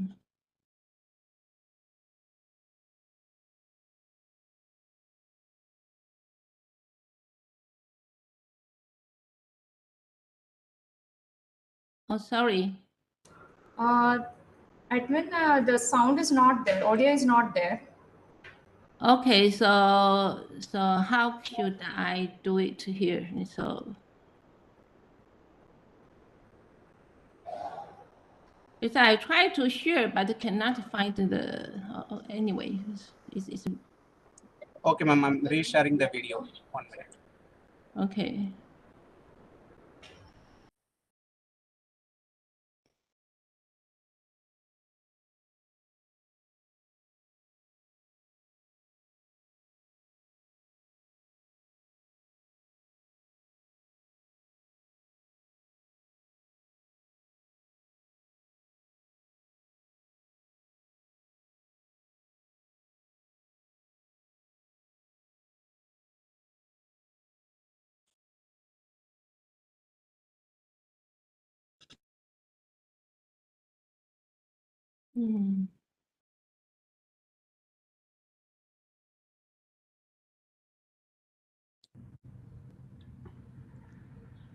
Thank you, Chair.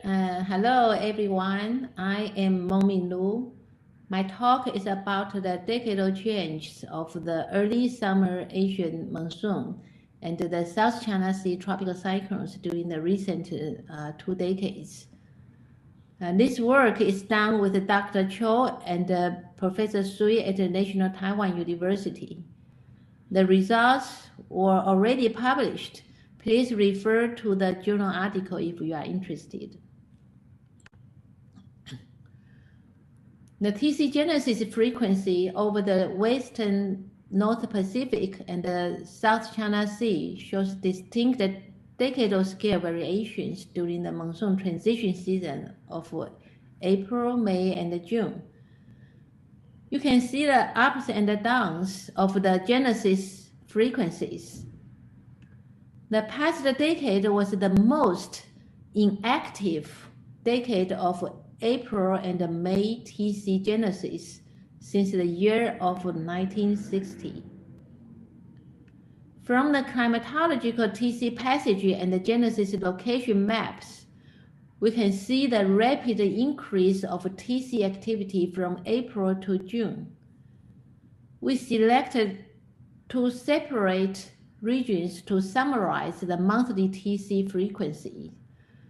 One is over the northern South China Sea, and the other is the Vitamin Sea and the Western Pacific. It turns out that the period from 2010 to 2019 is the quietest 10 years with no TC activity in May within the South China Sea box. On the other hand, the TC activity over the Philippine Sea and the Western Pacific box also shows a decreasing tendency since the year of 2000.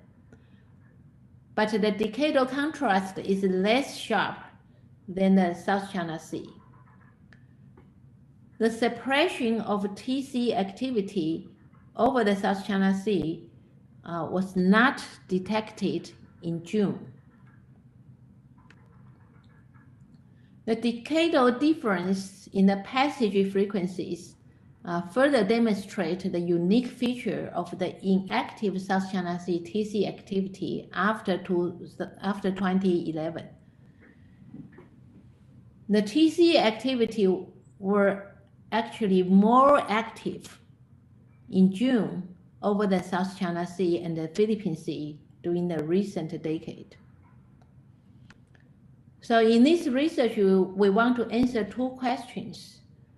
First, how is the TC activity over the South China Sea in May related to the development of the Asian summer monsoon? To answer this question, we will examine the contrast between the quiet and the active decades. Second, what are the influential large-scale factors responsible for the decadal changes? Our focus is on the low-level winds over the South China Sea and the SST zonal gradient between the Indian Ocean and the Pacific. The data we used include the ERA5, GPCP, OAR, ERSST version 5, and the Tokyo Typhoon Center TC-based track data. The climatology of the monthly wind and the precipitation shows the intensified cross-equatorial flow over the Indian Ocean from May to June. In the same time, the tropical easterlies blowing from the Pacific to the Indian Ocean become weakened. Rainfall in the monsoon region increases sharply during the developing stage of the summer monsoon. As you can see here, the month of May is a critical time during the transition. The climatology of monthly tendency from April to May clearly shows the intensification of the westerlies from Indian Ocean to the Pacific and the northward rainfall movement in the Asian-Australian monsoon region. During the first decade of this century, the April to May tendency is stronger than the previous 2 decades. However, after 2011, the tendency became weaker. Over the South China Sea, the April to May tendency is the weakest one during the last decade. We also noticed that over the Indian Ocean, the April to May tendency shows a pattern resembling the double ITCZs. It suggests that after 2011, the ITCZ during May over the South Indian Ocean was stronger than before. The low-level wind and SST anomalies in May during the earlier decade show strong cross-equatorial flow over the Indian Ocean. The anomalous westerlies penetrate from the Indian Ocean through the South China Sea to the Pacific.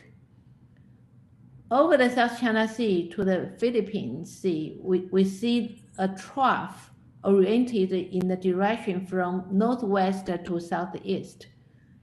It reaches the deep tropics to the north of New Guinea. An anomalous cyclonic circulation covers the South China Sea and the mid-latitude western Pacific to the southeast of Japan. It has been previously pointed out by many papers that the Asian summer monsoon onset was advanced since mid-90s in the past century. Indeed, we see the anomalous OLR and the 200 millibar wind and stream function, showing the tropical convection is anomalously strong over Arabian Sea, Bay of Bengal, southern part of the South China Sea, and the Western Pacific warm pool region. The anomalous patterns during the second decade are very different from the first one. The anomalous cross-equatorial flow over the Indian Ocean was weakened. Over the South China Sea, we do not see the anomalous westerlies from Bay of Bengal. Instead, we observe the anticyclonic circulation anomalies over the South China Sea. On the other hand, the mid-latitude cyclonic anomalies to the south of Japan persisted in the second decade. The anomalous OLR and the upper level winds also shows sharper land and sea contrast over South Asia. It suggests a possibility that during May, if the monsoonal flow is weaker, the land precipitation may also become weaker. Over the Indian Ocean, we see enhanced convection on both sides of the equator, but not over the equator. The similar pattern also appears over Southeast Asia, which shows suppressed convection to the north of 10 degrees and enhanced convection in the deep tropics. Based on the anomalies, we can conclude that the advanced onset of the Asian summer monsoon did not continue from the first decade to the second one in the present century. The suppressed convection is also consistent with the unprecedentedly inactive tropical cyclone activity over the South China Sea. Now I want to show you the difference between 2 decades in terms of the low-level wind and SST during May. Here we see the enhanced anticyclonic circulation over South China Sea and the South Asia. So the weakened monsoon westerlies of the North Indian Ocean. The South China Sea monsoon westerlies during May has a strong decadal scale variability.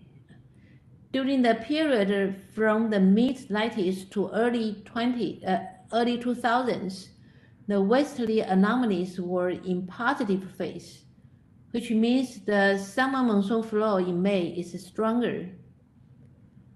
After the year of 2010, the westerly anomalies changed to the negative phase, so the monsoonal flow became weaker in May.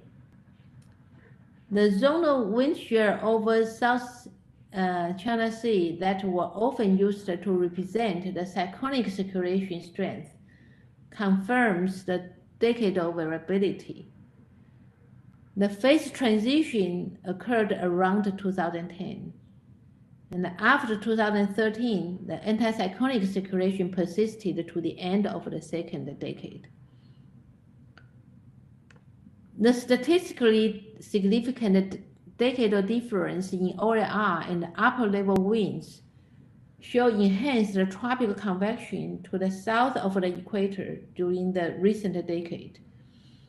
The anomalous upper level cross equatorial flow emanated from the enhanced convection centers suggests that it can contribute to the suppressed convection over the subtropics in the northern hemisphere. We compared the development of Asian summer monsoon during these 2 decades in the time and the latitude cross-section of the precipitation and the low-level winds over the longitudinal bands covering the East Indian Ocean, the Indonesian maritime continent, and the Western Pacific warm pool region, respectively. The northward movement of the major rain band can represent the development of the summer monsoon. We see the advanced monsoon onset in all 3 regions during the first decade. However, during the second decade, we do not see the advanced onset. We see the dry signal over the South China Sea and the persistent wet signal to the south of the equator.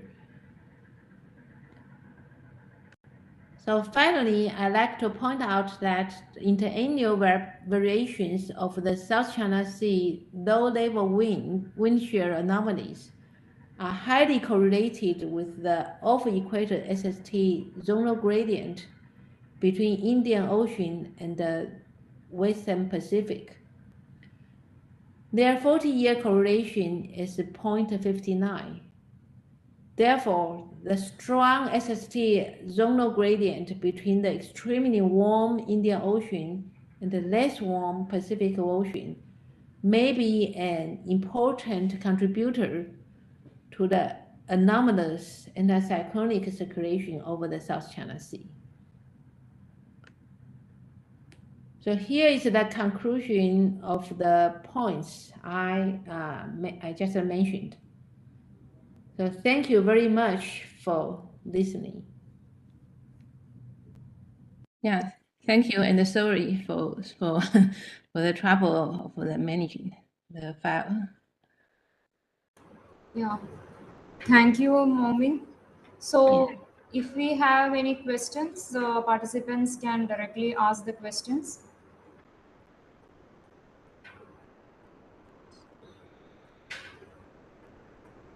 I saw a question. Is this for me? For me, like there's a question in the chat box saying that for which model you give will more weightage for the daily rainfall. So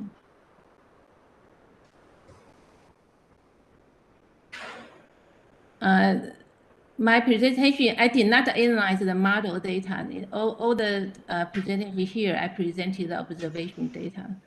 And for the daily rainfall, we use the CMOF data, and for the monthly and the pentile, we use the GPCP. Yeah. Okay. So if there are no questions, let's thank the speaker and move on to the next speaker, Rahul Singh, on the investigation of dry air intrusion over India during break phases of summer monsoon. Dr. Rahul. Ma'am, there is a small correction. I'm a PhD student. Okay, So, fine. Yeah. So okay. you can just start your talk. You please share the screen. You have 12 minutes for the presentation. Okay. Means 12 minutes, I'll alert you. So. Okay, thanks, ma'am. Thanks. Please share the screen.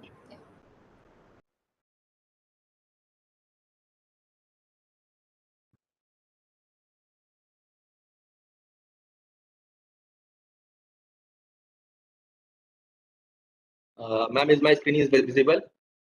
Yeah. Please make it full screen. Okay. So, is my screen visible now? Yeah, please start. Thank you, ma'am. So hello everyone. I'm Rahul Singh.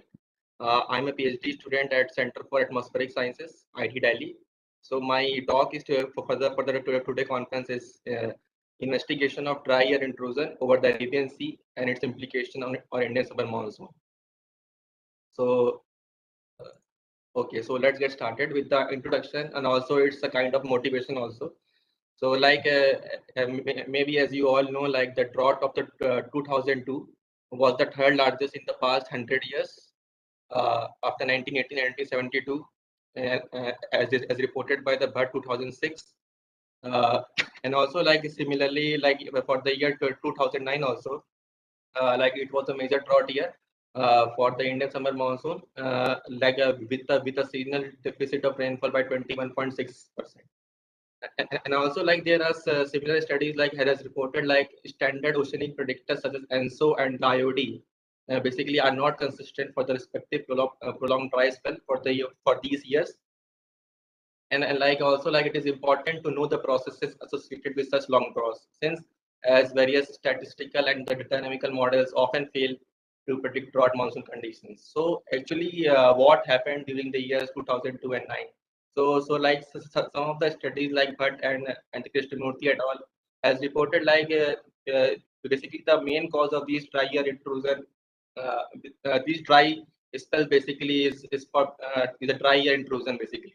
So like as we see like Bhatt 2006 has reported, like very dry northwesterly winds capping the monsoon inflow over the Arabian Sea is the cause of dry monsoon year over 2002, and particularly in the month of July. Similarly, Krishnamurthy et al. 2010 has reported like formation of the blocking high over Western Asia, which eventually leads to advection of descending very dry air towards central India, was attributed to the cause of this prolonged dry spell in the month of June. So the thing is, in this study, I would like to examine basically what are the main link between the dry air intrusion and the dry spell. So like if we go for the data and methodology section, so here first we are going to calculate the break even. So here I had calculated the break even following the method prescribed by the Rajiv et al. 2010. He has stated like break events are the period in which the standardized rainfall anomaly is less than -1 for at least 3 consecutive days. So like standardized rainfall anomaly is calculated by just averaging the daily rainfall using IMD data or the core monsoon zone. So like from this index, we actually get the break events. So like the question arises, let these break events are actually supported by the dry air intrusion activity or not. So like for the dry air intrusion activity, we had developed an index.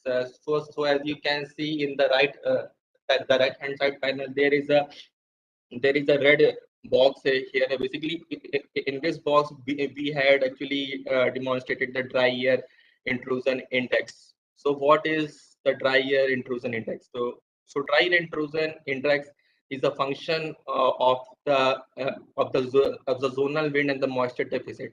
So what is the moisture deficit? So moisture, if we able to calculate, so what is the moisture? Moisture deficit is defined as a difference between saturated specific humidity and the specific humidity. So actually it signifies the dryness actually. And if we multiply with the, if we get transported with the zonal wind, so actually we actually get a transport. So like if we, so from this U into QD, like the moisture, if we what called it, if we vertically integrate from 950 hectopascal to 300 hectopascal, this moisture deficit transport, so we get an index. So what is a dry air? So how can we define that particular break event can be associated with the dry air intrusion activity? So a dry air intrusion episode is defined as when the DAI, like when the dry air intrusion index is greater than 0 for at least 3 consecutive days, and also like if the DAI less than 0 throughout a monsoon break phase, then such breaks spells are considered as free of dry air intrusion. Like if you want to know further about this, analysis, and you can all refer to our recent paper in published in Climate Dynamics here. So let's go like now we are having a break events which are supported by the intrusion activity or not. So now we are going some analysis part. So here we are showing the results. So the results are like this. Like most of the break spells during summer monsoon, like here we choose the core monsoon months like July and August only. Over India found to be in close coincidence with the dry intrusion activity from northwest India. Also, we found that there are that there are 34 events of break spell that actually coincide with the intrusion activity, while only 4 events are not with the intrusion activity. So so the thing is if we see that the most of the dry spell are governed by the intrusion activity, and then also we had did the analysis for the 34 years like 1981 2014 using the era interim data set. So we noted that during the cold monsoon months, like a vast reservoir of moisture deficit air at 850 hectopascal actually exists over the northern and the western Arabian Sea, and actually which eventually act as the primary source of dry air during this period. So as you see here, I had here as you see a composite of all the 34 events for the intrusion and the 4 events for the no intrusion. So if you see a clear moisture moisture deficit lies over the northern and the western part of the Arabian Sea in both the cases, but the thing is over the intrusion, like if you see it's such a clear transport from the northern Arabian Sea to the continental India, while in the no intrusion case it was not transported. So if you see what are the factors which is responsible for the transport of this dry air. And also I would like to highlight is moisture deficit may serve as a better parameter to measure the dryness in the atmosphere than absolute moisture content. So further we have identified that during dry air intrusion activity, monsoon low level jet actually act as a primary carrier in transporting the dry air to continental India during break phases of the Indian summer monsoon. So as we know, in the active phase, at the active phase of the monsoon, that the monsoon low level jet actually transport the moisture to the continental India. Similarly, in the break phase, it actually transport the dry air. So further, if we here I had shown a lead lag composite of the daily SST. Here, what is the T naught? If we go here, basically the T naught is the onset of the dry air intrusion activity. So if we able to see a positive SST gradient can be seen between 15 degree and 25 degree north, like here as you see here, from 4 days prior to the onset of the dry air intrusion. So you can see a clear this SST gradient actually can support a local intensification of the low level jet over the northern Arabian Sea. And also if you go forward in time, you can see the magnitude of this positive SST gradient is also seen to be weakening with time. That may be due to the feedback effect of the increased zonal winds in the northern Arabian Sea. So here I have demonstrated the empirical orthogonal function analysis. So as we all know, for knowing the intrinsic modes present in the data, so we should use it's a very classic technique, empirical orthogonal function analysis. So here actually if you see in the left side panel here actually we performed the UF analysis to actually know the variability of the low level jet. So here I performed the analysis for the year 2009 on the daily zonal wind anomalies. So as you see here, there is a EOF1 and the EOF2. So if you see the EOF1, actually if you see it represents the sharp and the intense low level jet over the peninsular India, which typically happens during the active phase of the monsoon. But if you see here the EOF2, basically it shows a weakening weakening of the southern Arabian Sea and the strengthening over the northern Arabian Sea. So here we are actually with this analysis we can say like that the UF2 respond to the break conditions of the monsoon. And then actually we had compared the PC2 actually from the UF2. We had compared the PC2 also the break even index or also our DAI index. So as you see for the year 2009, like all the parameter agrees like the last week of the July to the approximate first week of August, there is an intense break phase of the monsoon. And also like if from this analysis we can able to see like the DAI index is clearly capturing the break phase.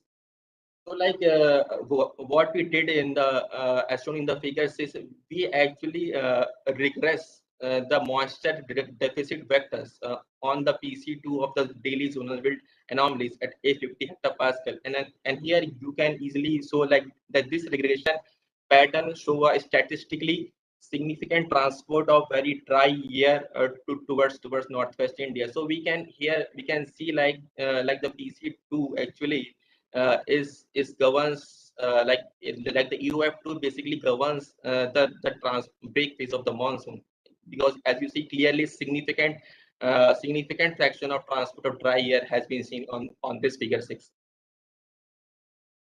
So after this I analyze with the, since we know like in the atmospheric motion we actually know the we actually want to know the thermodynamics behind it. So for this isentropic analysis is a very popular tool to understand the thermodynamical process involved in atmospheric motion. Also, so here actually what we transformed the specific humidity fields at isobaric levels from ERA entry analysis data set to 316 Kelvin isentrope. So why we choose 316 Kelvin isentrope? Because it actually represents the dry lower troposphere as reported by 7 in Policy 2020.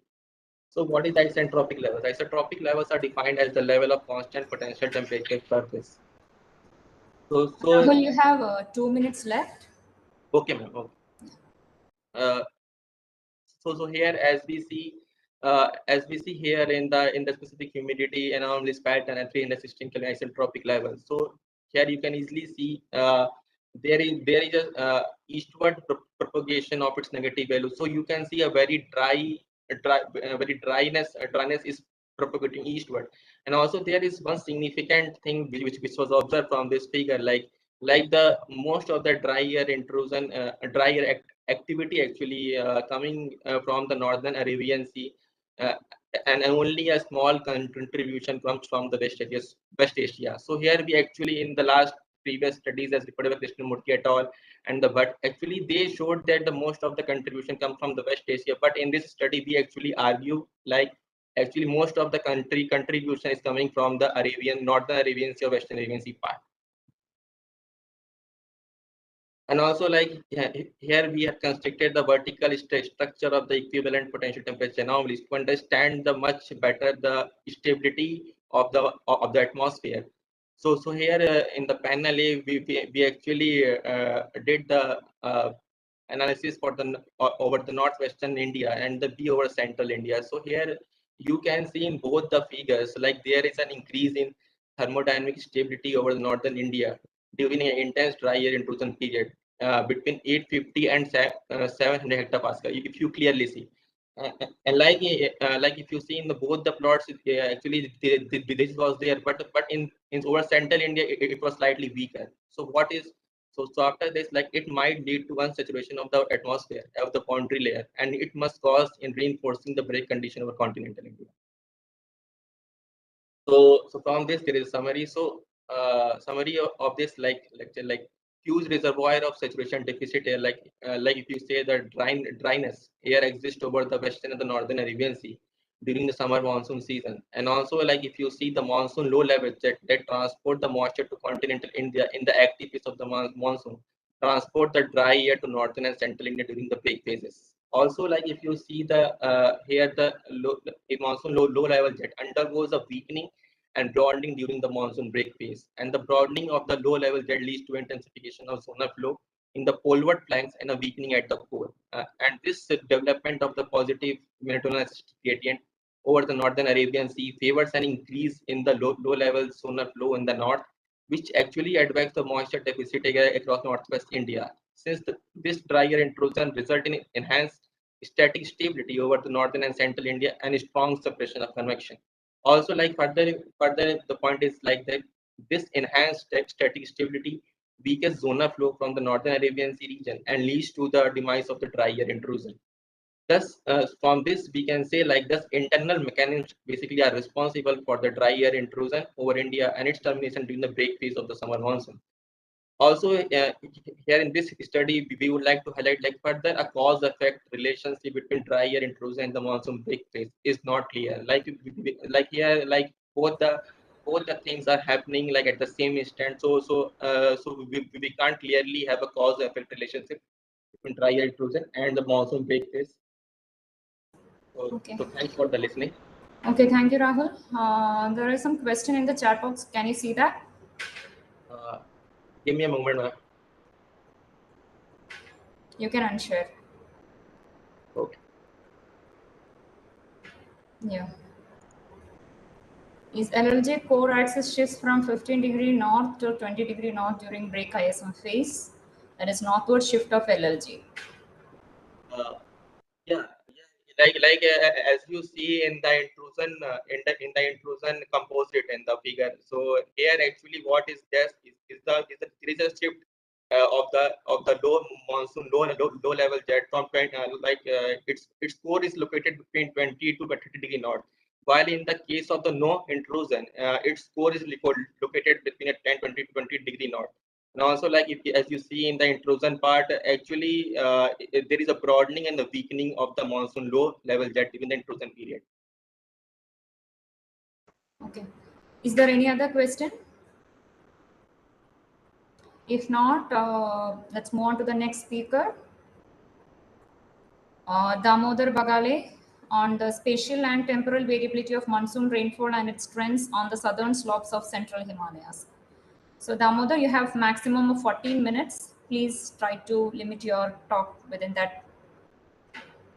Yeah, please start sharing the screen. I'm trying to share. Yeah, if you have any issue, we can share it from our end. That we can share.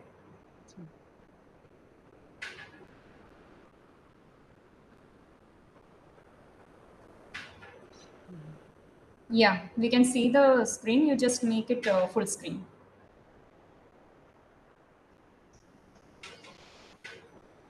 Is it Yeah, okay, fine. Yeah, fine. Namaste to all. Respected Chair of the 7th WMO International Workshop on Monsoons, respected session chair, invited experts, and all participants from different regions of the world. I am Damodar Bagale, PhD student from Tribhuvan University, Kathmandu, Nepal. I am going to present my initial results of entitled Spatial and Temporal Variability of Monsoon Rainfall and its Trends on the Southern Slopes of Central Himalayas. Introduction. The Asian monsoon circulation system of the annual cycle has been well developed. It has been divided into two different wet and dry phases, which undergoes a periodic and high amplitude variation on intra-seasonal, annual, and interannual time scale. The active and brief periods of monsoon is characterized by maxima and minima duration of precipitation over South Asia.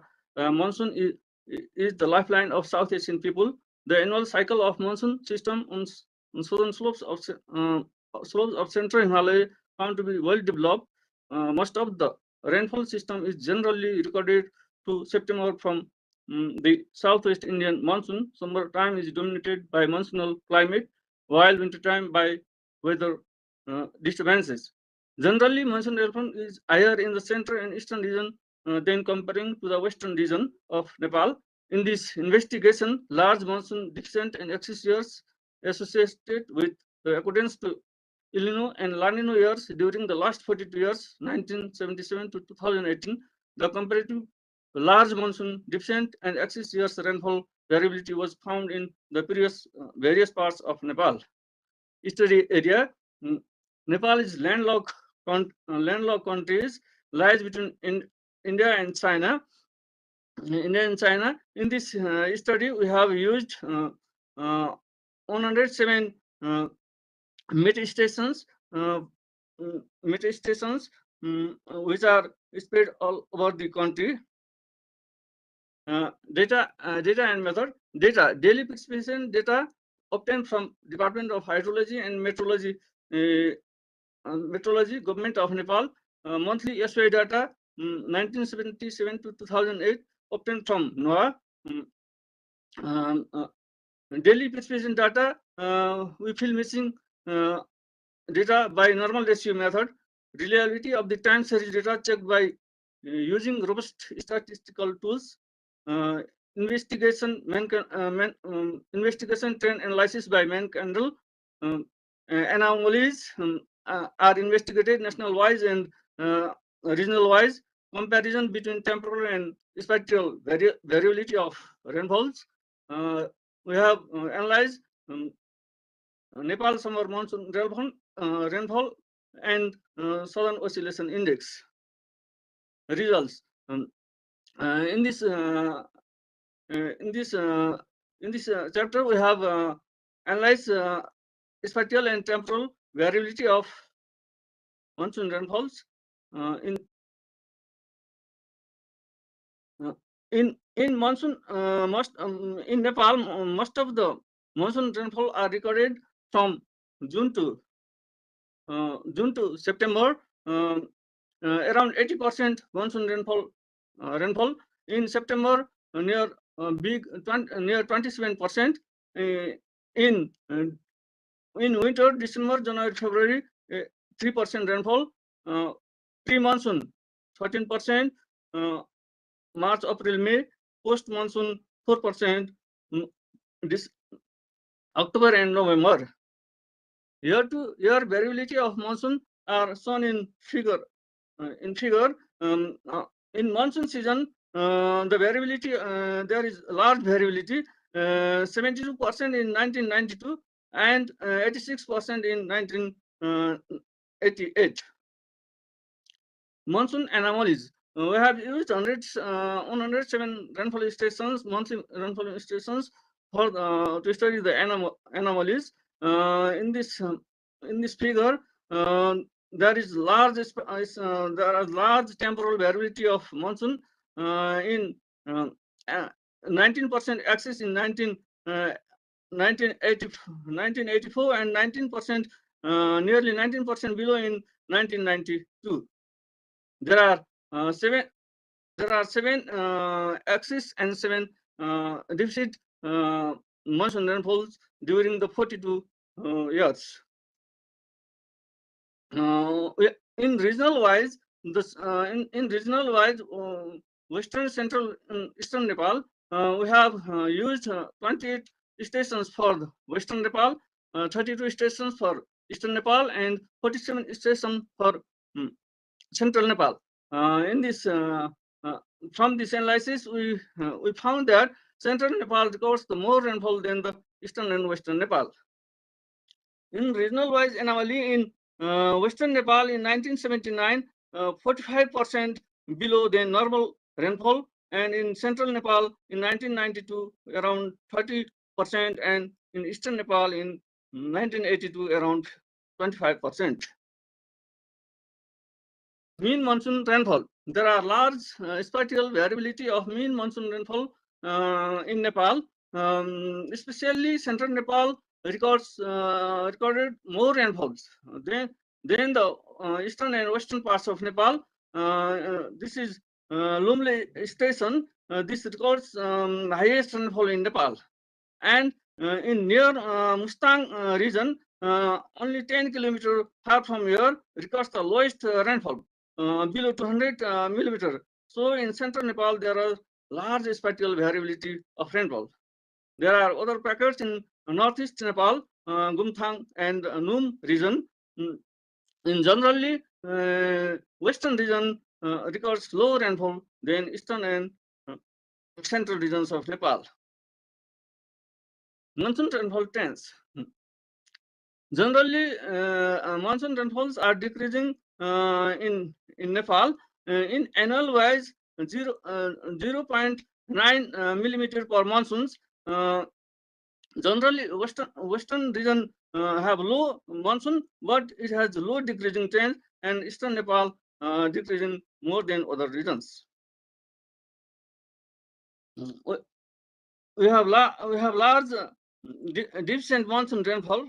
In monsoon rainfall 1977 and 1992 and 2015, it has covers large areas, more than 70% below normal monsoon rainfall in Nepal.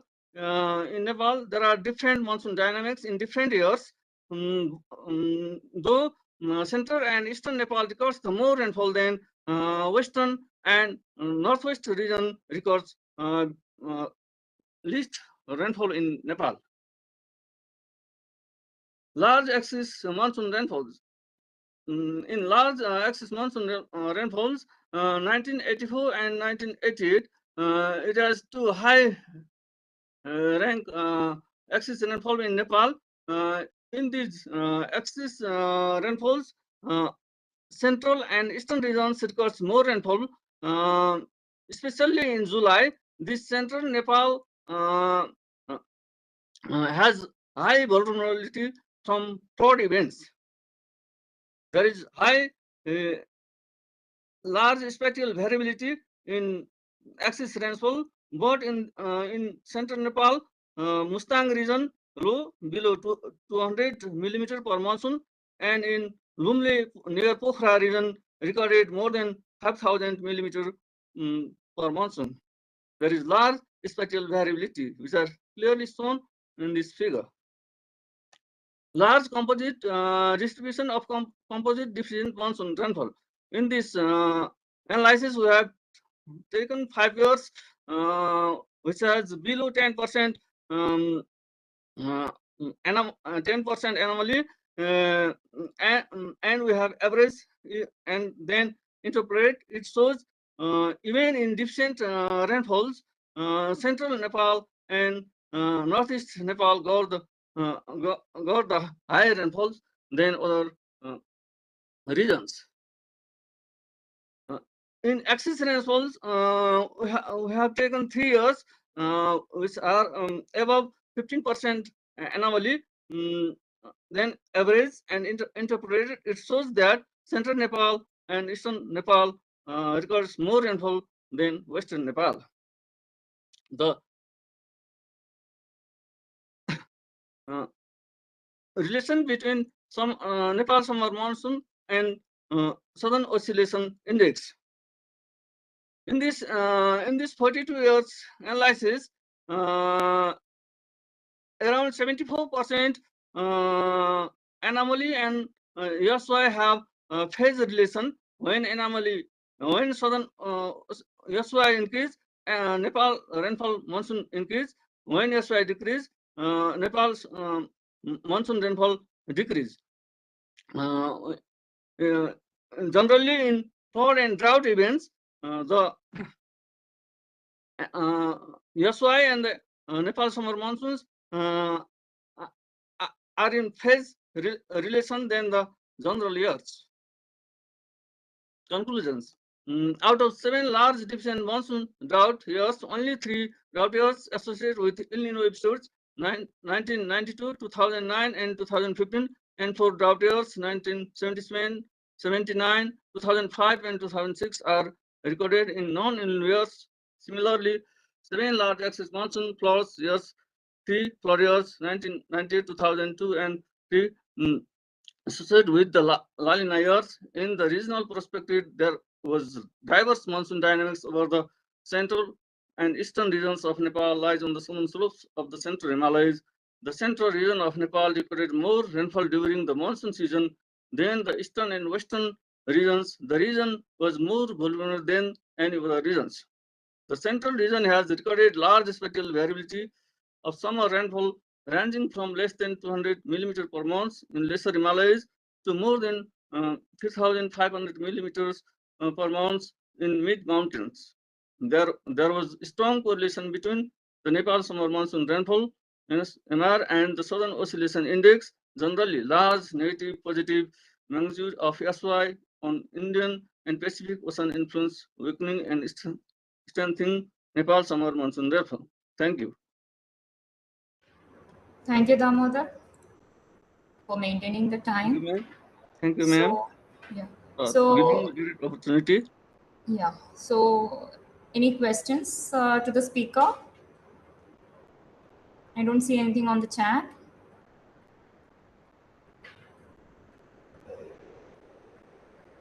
Okay, if there are no questions, let's thank Damodar and move to the last speaker. Thank you. Donaldi Sukma Permana on the evaluation of multiple gridded precipitation datasets using gauge observations over Indonesia during Asian-Australian monsoon period. Damodar, please mute yourself.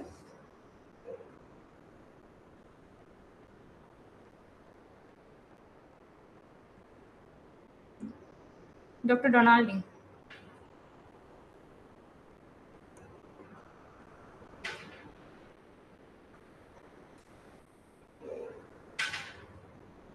Dr. Donaldi, can you hear me?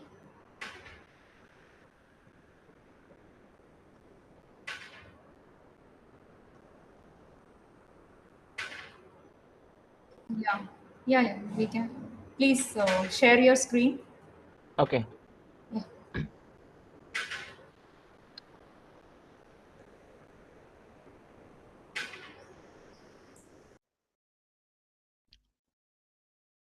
Okay, can you see my slide? Yeah, I can see. Okay. So good afternoon and everyone, wherever you are. Can you be a bit more louder? Okay. Yeah. Okay. Yeah. So today I'm going to talk about the evaluation of multiple grid precipitation data set using gauge observation over Indonesia during the Asian Australian monsoon period. And for this study, I work with my college in BMKG, the Indonesian Agency for Meteorology, Climatology, and Geophysics. And so for the background of this study, that we have rain gauge that usually used for manual measurement of precipitation directly at the surface at the point scale.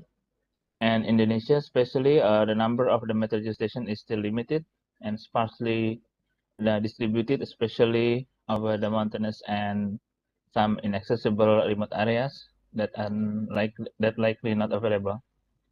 And the application of the gridded precipitation dataset can cope this lack of rain gauge observation, and also it can be used to use for daily missing values problems in the observation time series. So we know that there are several categories of gridded precipitation dataset, which is that one is based on the rain gauge, and then satellite based sometimes is mixed between the gauge soundings and satellite based, and we also know there is the analysis datasets.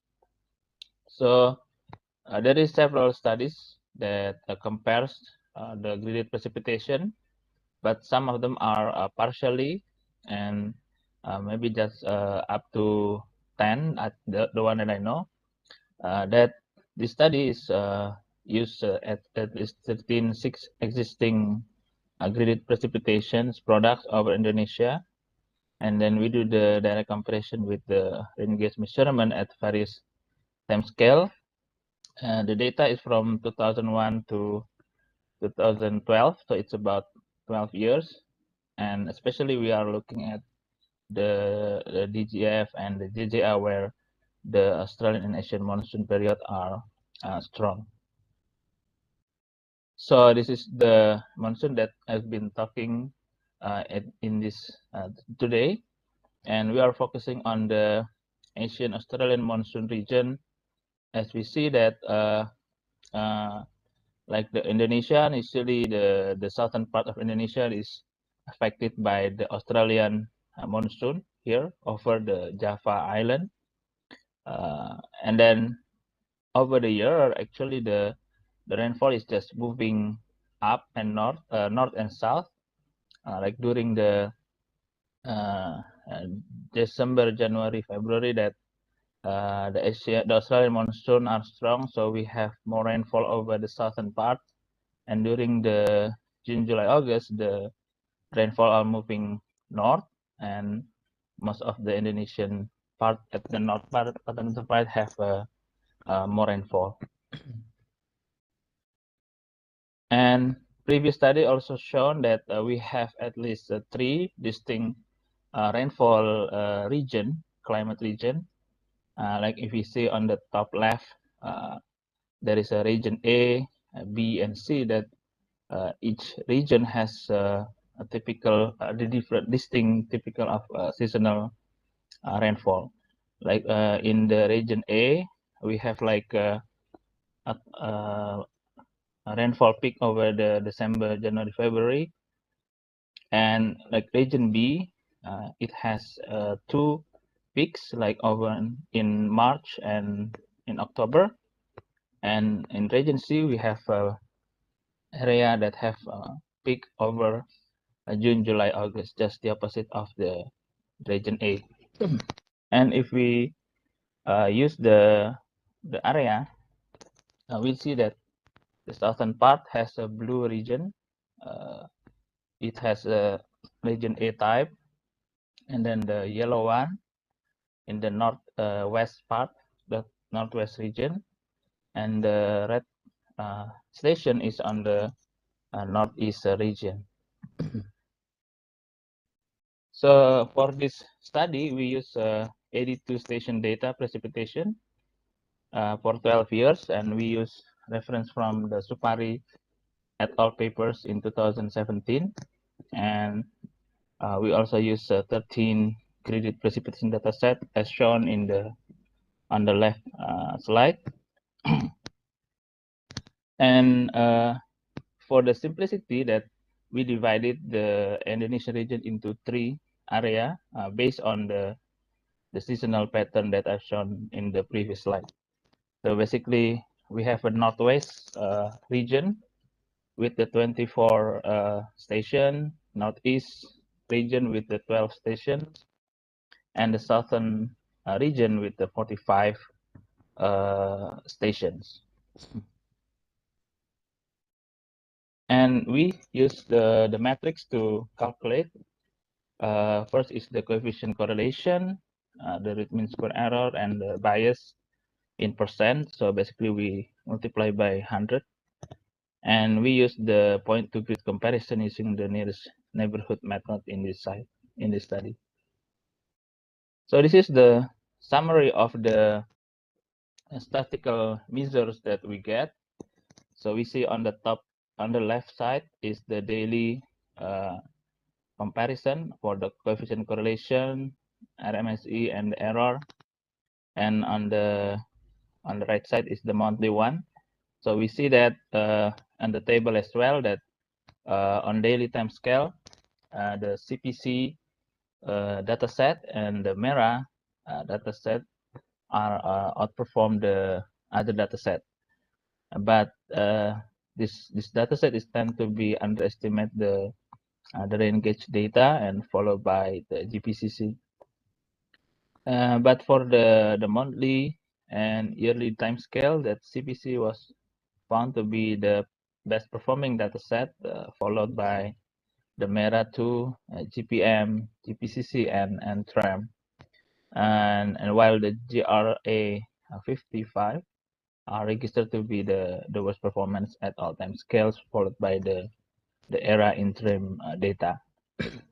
So I just forgot to mention before that these 3, the 13 data set are 3 of them are compared from the rain gauge base. We know that CPC, GPCC, and GPCP are based on the rain gauge observation, and maybe there is some interpolation algorithm.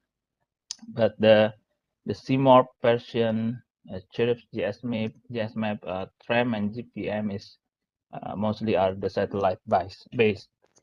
And GRA 55, ERA and TRIM, ERA 5, and VERA 2 are actually the reanalysis data. And if we look at the seasonal values of each data set, and then we put it on the plot, and we see that in general that during the June, July, August, and September, October, November, the correlation are greater than during the December, January, February, and March, April, May, both at daily and monthly time scale, and we see that in this plot. And if we do the order of the seasonal RMSE from the lowest to the highest, is the first one is the GGA, SON, MAM, and last one is the DGF. So DGA is the lowest NMSA here. And if we look this more detail into the tables, we see this here. And as previous one that we saw that the CPC are the best data set, followed by MERA2. And if we look more detail, is followed by the GSMAP and TREM. At the bottom part, I'll give you also the bias. So we can see there is some data set has overestimate the rain gauge data, but some of them are also underestimate. And then next, we try to look at the different regions, based on the one that I set at the first one, and this is for all months. So this figures is basically similar. I just put it 2, and I just want to make comparison with the next slide later. But from these figures, we see that the best performance were found in the southern region. So this is here in the green area for all gridded data set. But over the S region, it's underestimated the rain gauge data, except for CPC, CMORP, and GSMAP, and the MERA2 as well. And we see that the worst performance were identified in the northeast region, which is the yellow colored region, colored bar in this figures. And this is for all months. I mean, from December to from January to December. And if we do compare with the seasonal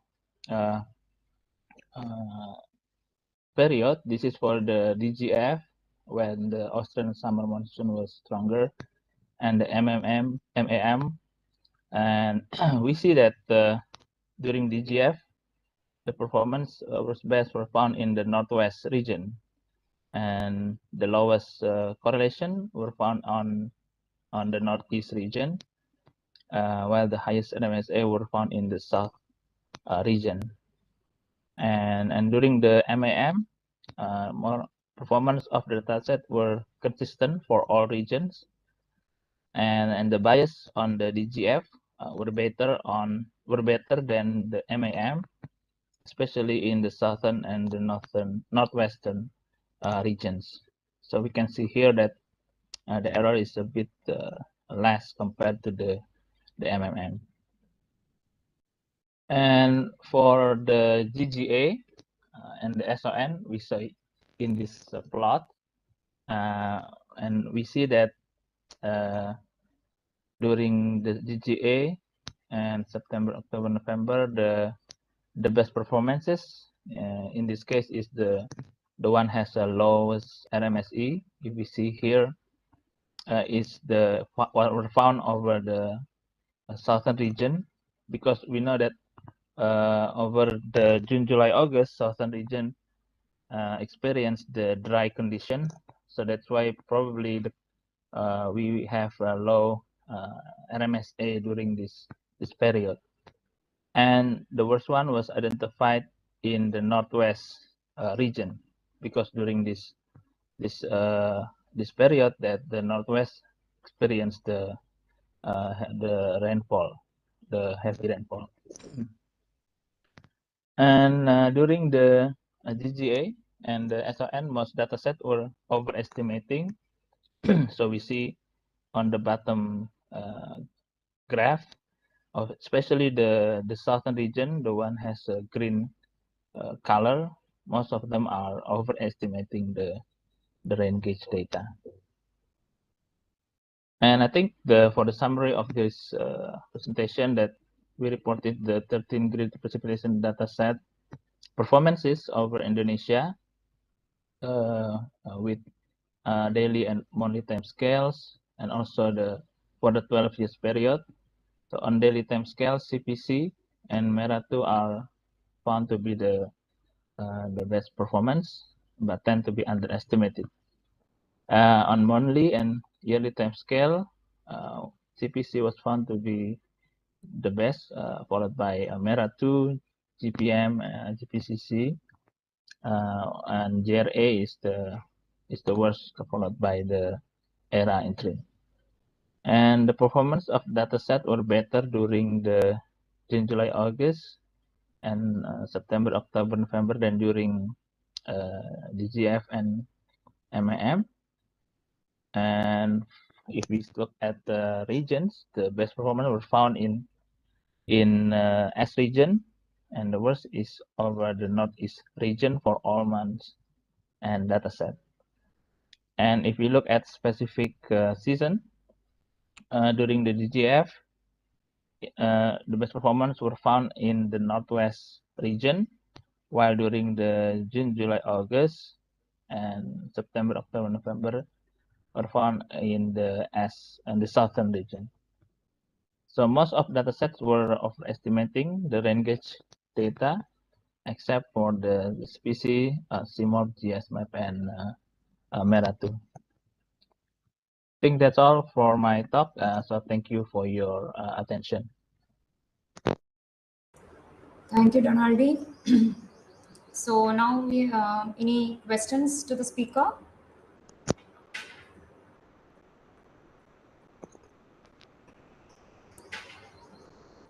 I don't see anything in the chat.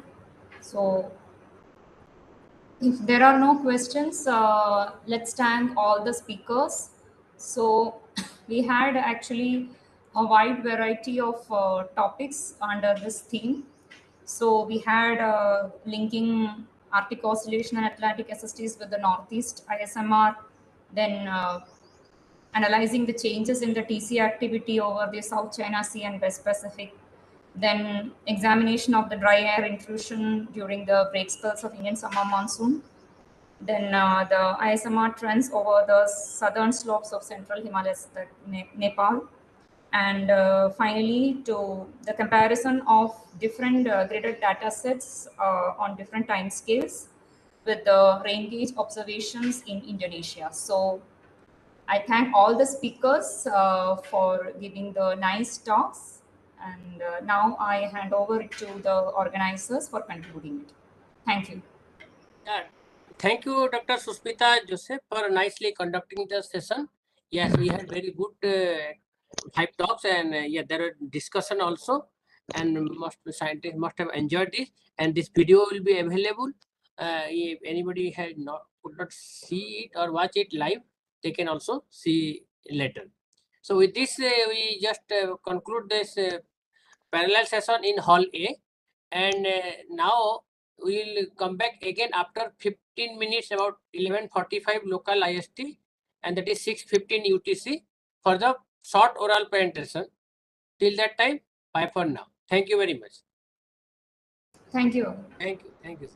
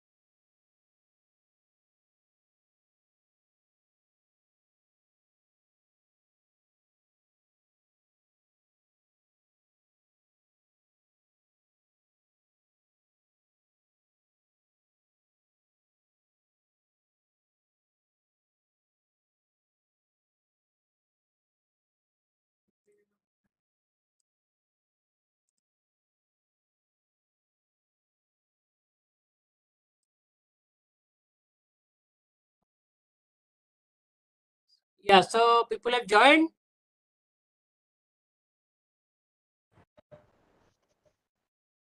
Dr. Rajiv, are you there? Yes, I am here. Can we start? Yeah, let us start then. Okay, so let us now our second day short oral session, but it is the fourth day. So Dr. Rajiv Chattopadhyay, who will be coordinating the session, in fact, and already our the local team have already given the inputs, how many people will be presenting.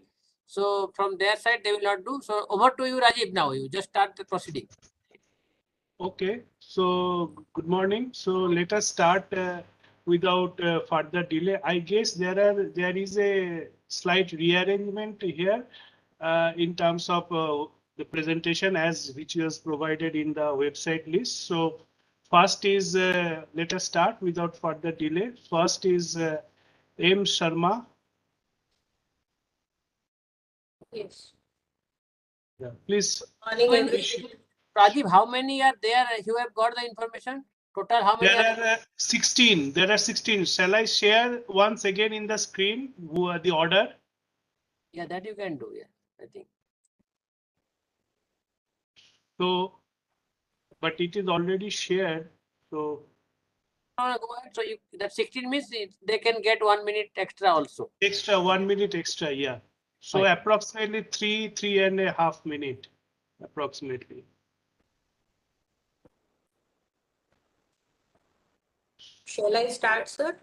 Yeah, please start. Good morning, everybody. Myself, Monica Sharma from India Meteorological Department. I'll be presenting before you the characteristics of monsoon disturbances over the North Indian Ocean. And we have analyzed the data during the period 1991 to 22. And we have studied the trends in terms of the genesis frequency, life period, track and translational speed, accumulated cyclone energy, and power dissipation index of the CDs. Next, please. If you consider the genesis frequency, there is significant decreasing trend in the frequency of CDs developing over the Bay of Bengal during the monsoon season, June to September. And you can see that there is about 57% decrease over Bay of Bengal. On an average, about 2 and 0.9 CDs develop per year over Bay of Bengal and Arabian Sea during 1991 to 2020 against 1990. If we consider the translational speed, no significant trend in 12-hour average translational speed is seen over both the basins. Considering the life period, there is an increasing trend in the life period of CDs over the Arabian Sea with decreasing trend over Bay of Bengal. This is mainly because of limited westward propagation over the Bay of Bengal. If you see over the Arabian Sea, no such significant trend is seen.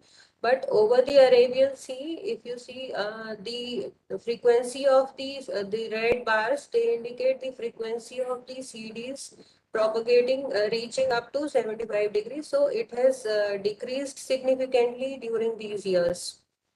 We consider the accumulated cyclone energy and power dissipation index over the Arabian Sea. There is a significant increasing trend over the AS. It is mainly attributed to increase in the genesis frequency over of CDs over Arabian Sea during these years, increase in life period, and hence increase in the ACE and PDI over AS. But if we consider Bay of Bengal, then there is a decreasing trend in the life period and also westward propagation of the CDs, and hence the ACE and PDI over the Bay of Bengal, a decreasing trend has been seen. So that's all from my side.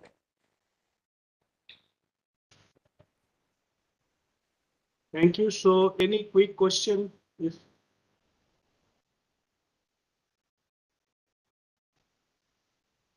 Thank you. Thank you, sir. Next is Ashu.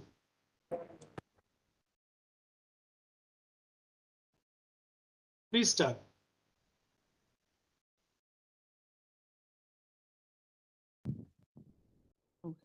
Am I audible now? Yeah, little louder, please. Okay, is it fine? Yeah, fine. Good Yes. morning to all of you. My name is Ashu Mamgen and I'm from NCMR WF working as a scientist. This short presentation is based on global and regional ensemble prediction system. Both are running operationally in NCMR WF. The regional model is running at convection permitting scale, that is at 4 kilometer grid resolution, and global model is at 12 kilometer resolution. So we all know that there is always a requirement of location time specific weather details by the forecasters and end users. The uncertainty that occur in the limited area forecast on both the temporal and spatial scale can be represented by the EPS at the regional scale. So this type of the study is basically to guide the end user in decision making while providing a forecast of any weather event. It is not about judging any model that which one is the better one. That is also not fair to say, but how to make use of small pieces of information from the forecast products from these models can help. So in this limited time frame, I'm showing only few results, a few verification matrices for precipitation only. So we can see first the table where both the model configuration has been shown. And this period of study is for 2 months, August and September 2019. So the results are based on 11 member at 00 UTC from both the global and regional APSs. For the comparison purpose, I consider only 11 member from the global ensemble. So of course, the number of ensemble are very less as compared to the spread in the forecast is concerned. In the first figure, you can see that NEPS R, where R stand for the regional and in NEPS GG stand for the global one. You can see that in NEPS R, the precipitation spread is quite higher as compared to the global one. So NEPS R, this is the positive side we have seen.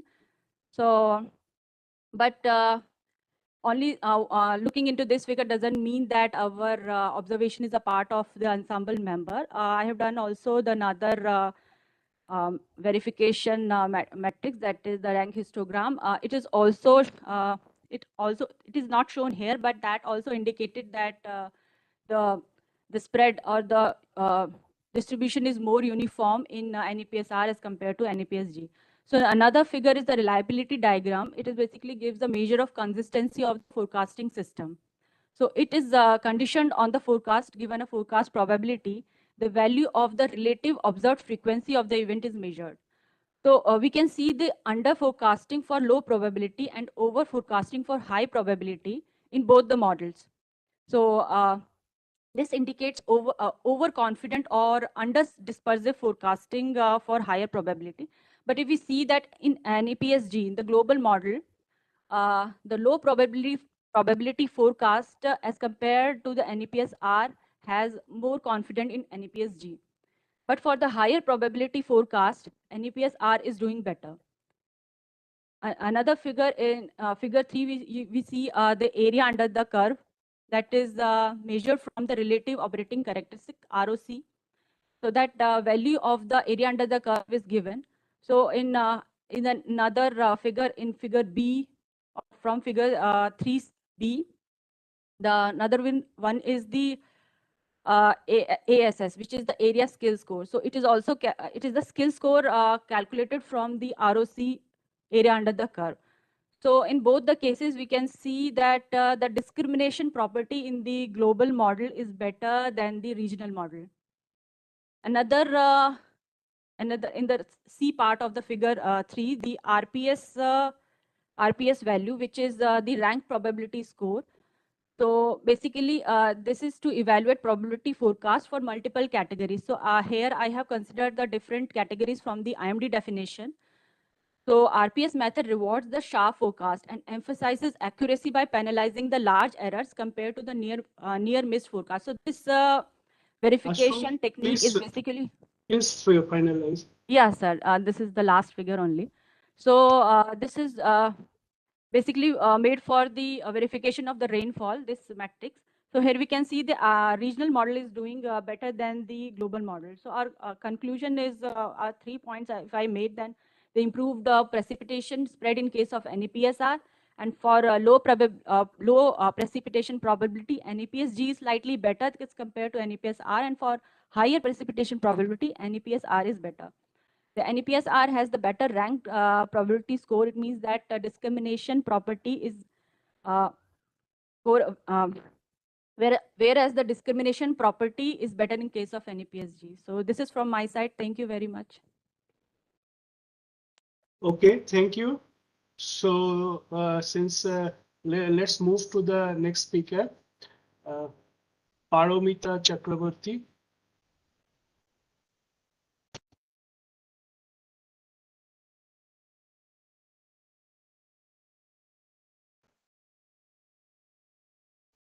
Paramita, if you are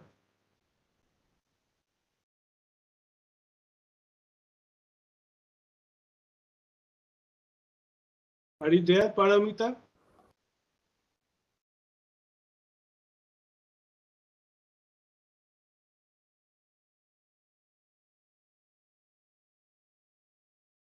Hello? Yeah. Yeah, am I audible now? Yes. Okay. Please go ahead. Okay. Good morning, everyone. Today, my presentation is on extreme rainfall events prediction during Indian summer monsoon using the convective scale ensemble prediction system at NCMR-WF. And here, basically, we have made an effort to tackle the uncertainty at shorter time scales, like from day 1 to day 3 on the regional scale or the convective with a convective scale resolution EPS. And we have used the NEPS, that is the regional scale EPS at NCMR-WF to study extremely heavy and very heavy rainfall events, which is greater than 200 millimeter per day, and very heavy is 120 to 200 millimeter per day as defined by IMD's classification or terminology. Can you go to the next slide, please?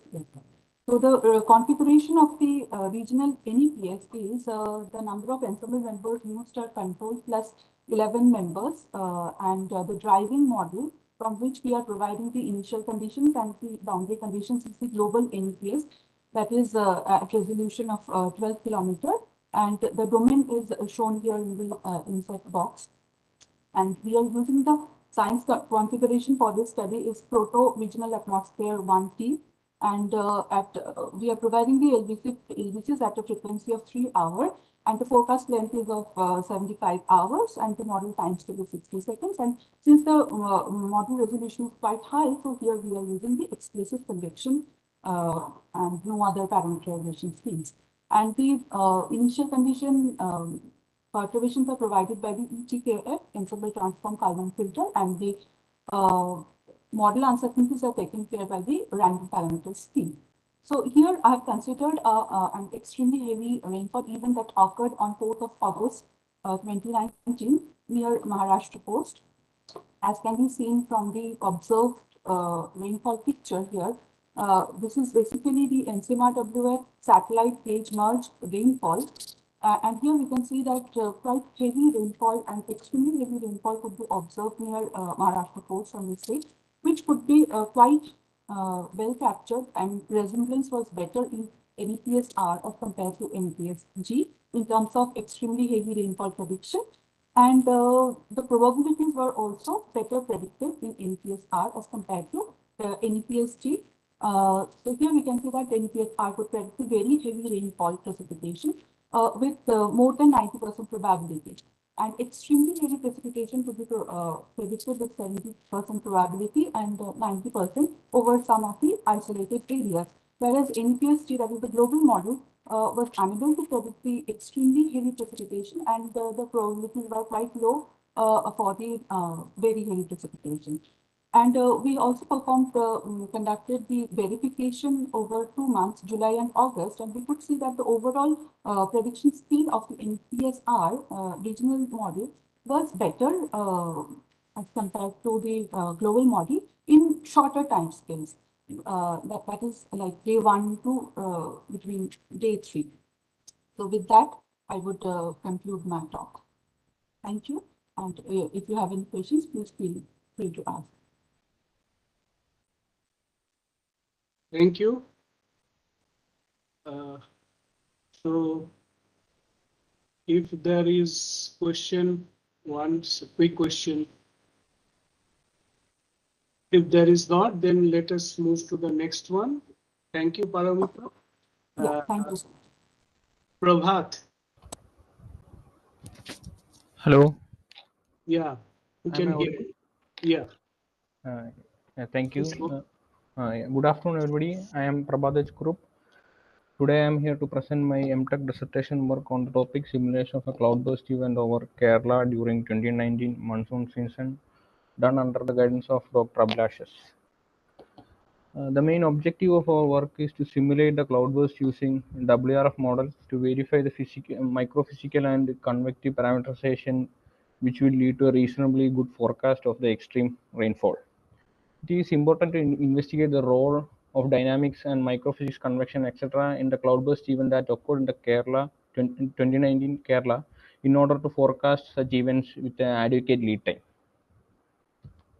The use of multi-satellite sensors makes it possible to investigate the model performance and its evaluation through a process-based approach. To study the performance of cumulus parameterization, previous slides are.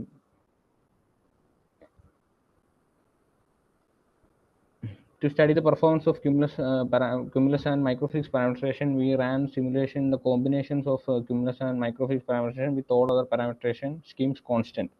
That is YSU for PBL, RRTMG for long wave and short wave radiation, unified NOVA scheme for land surface, etc. So we ran WRF model for a nested domain with a 993 kilometer resolution. Coming to the results, the first figure shows the bias of different meteorological variables in percentage. Though all values are area averaged over the Kerala region.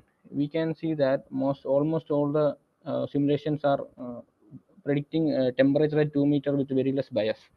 But the variables like tropospheric temperature, zonal wind shear, soil moisture, and zonal wind at 200 HPA are all underestimating.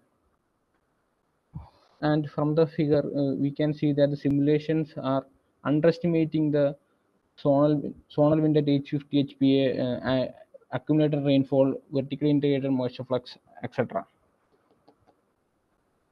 And from the figure, we can see that the simulation using new TDK are in the cumulus parameter schemes are showing very less bias compared to other simulations. And among the new TDK simulation with Ferrier in the microphysics combination shows best results. After comparing with the spatial distribution of rainfall, new TDK Ferrier shows the best results. And coming to the cloud hydrometeorological vertical profile, we can see that the simulation using TDK schemes capture better hydrometeorological profile than new TDK, which shows better in other variables. And then comparing between the new TDK Goddard shows the best result in capturing the cloud hydrometeorologics. So from overall, we can see that new TDK Ferrier shows a better performance in simulating the cloudburst among these combinations. But not a single parameterization scheme can capture both rainfall and cloud like that everything. So we need more a better parameterization scheme to capture all the phenomenon dynamics of the cloudburst event. Thank you. This is from my side.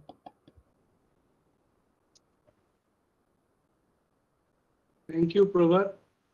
If there is any quick question.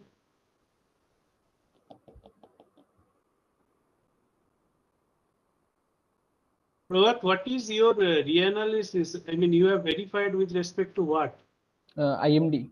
Wind and others, ERA5 data and rainfall with GPM. Sorry, GPM. Okay. Global Precipitation Mission data. Okay, thank you. So if there are no more questions, let's move to the next speaker, A. Madhulata. Am I audible? Hello? Yeah. Yeah. Yeah. Yeah, can you see me? Okay. Yeah, first of all, I would like to thank the organizers for giving this opportunity to present the work. I am Mazula Takiseti from IMD New Delhi. Today, I'm going to discuss about the importance of thermodynamic indices and background forcing responsible for severe convection over Indian region different seasons. Basically, accurate forecasting of the severe systems is so complex because it requires the knowledge of nonlinear interaction between the local thermodynamics and also the synoptic conditions. As you are aware, the thermodynamic evolution is directly proportional to the convective evolution. It is very necessary and important to study this vertical evolution of the system using thermodynamic indices, and the basic motto is to investigate the monthly thresholds of various indices in different seasons, which can be helpful proxy to operationally forecast the systems over Indian region.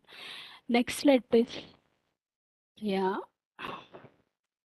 If you see this coming to the data, we have used 30 years of IMD monthly normals radios on the network data to see the local thermodynamics and to understand the background thermodynamics for the same period. ERA-5 reanalysis data is used, and the lightning hotspots are identified using the TRMM list data. And coming to the methodology, all these 29 indices are calculated based on NCL inbuilt function. However, the Cape computation is very much important, and the construction of moist adiabat is basically based on the construction of conservation of moist static energy.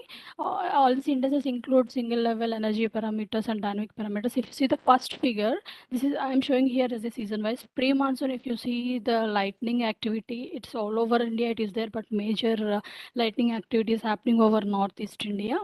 If you see the background synoptic forcing responsible for this, if you see the second figure from the ERA-5 data, you can see heat lower over central India. There is one high over north central Bay of Bengal. This high results in moisture intrusion from Bay of Bengal to the northeast Indian region. And also in a similar way, if you see the wind speed 10 meters, there is wind convergence over there in this region. And if you see the low level winds at the 850 hectopascal, you can see at there are southwestern moisture intrusion is there, and in the mid level the colder intrusion is there, which create unstable atmosphere, and upper level divergence is there. All factors are supporting for high intense activity over this region. Coming to South India, because of wind discontinuity over this region, the thunderstorm activity is happening, and in the northwest India, it is mostly due to the convective type or pressure gradient type. And coming to the monsoon season, if you see the lightning activity is more over this northwest India, since there is still heat low over Rajasthan, and it is basically pressure gradient type. And if you see the rest of the country, in the monsoon season, you can see strong winds over the surface. So even the moisture is, the temperature will decrease, so there is not much vertical development, and also vertical wind shear is there more. So there are more or less intense systems you can see, but in the post monsoon also, even the wind here it is very less intense. If you see the lightning activity, it is there, but it is less intense. Basically this is due to the less moisture and less temperatures. So in a nutshell, if you see in the pre-monsoon, it is due to high insolation, humidity, high instability, and the moderate wind shear are responsible for the vertical development. But in the monsoon, it is these conditions are not there. High wind shear, high moisture, and low temperatures. But in the post monsoons, the temperature is less. The basic mechanism is clearly evident from background synoptic forcing explains the basic mechanism. And if you coming to the local forcing, these are the 35 stations we have considered. I am showing here 3 T5 diagrams which are corresponding to 3 lightning spots for the different season. For the first one, if you see, this is for the northeast India, and Please this conclude, is Madhumita. yeah. So if you see this, there are different in variations in the thermodynamic indices season wise. So we try to see the correlation of lightning and the indices for the different regions. You can see this rectangles. You can see the correlation is positive for this precipitable water, and also the K. I am showing only 2 parameters. We want to verify it. You can see the diurnal variation of this indices for seasonal wise. We took one case study, that is 19th March. If you see the index threshold for K is around If you see the observed for the case study, it is more than the threshold. In case of PPW also, it is more than 40 mm. So if you investigate these things operationally, you can give the forecast of the severe convective system for season wise, and this is very, and mean from the bias from the mean can be helpful for both from observations and the model. These indices are going to be used for operation for forecast, so they are putting it in thunderstorm wedges. Thank you very much. For more information, visit our video. Thanks. So in the interest of time, let's move to the next speaker.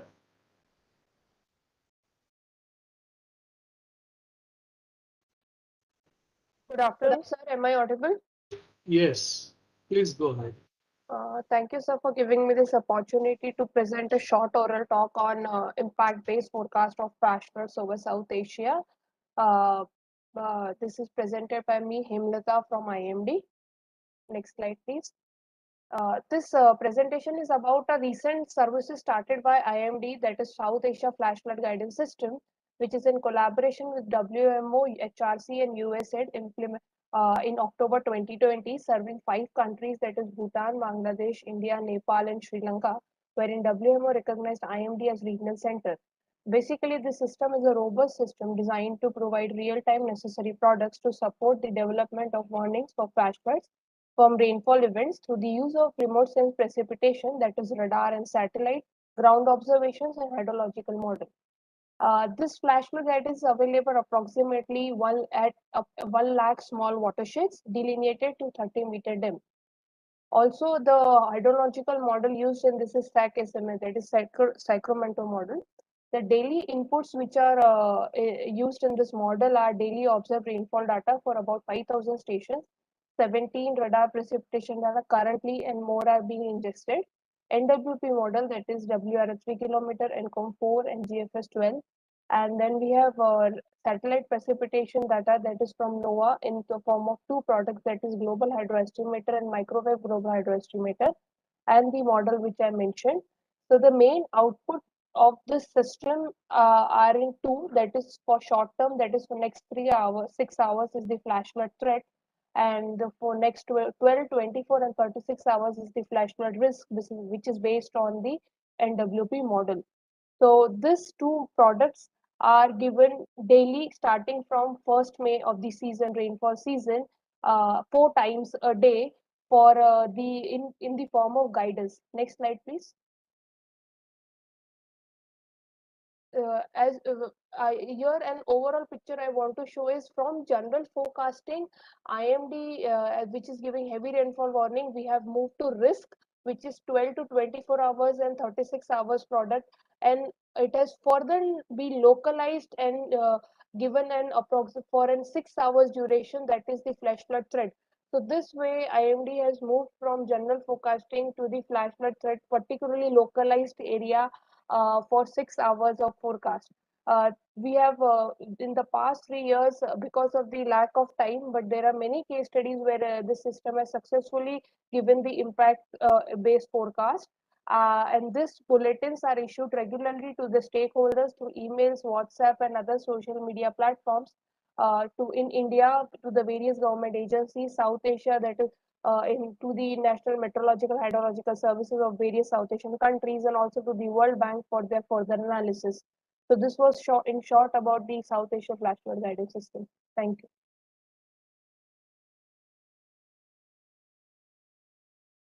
Thanks. Thank you. So I think the presentation is just, so if there is question,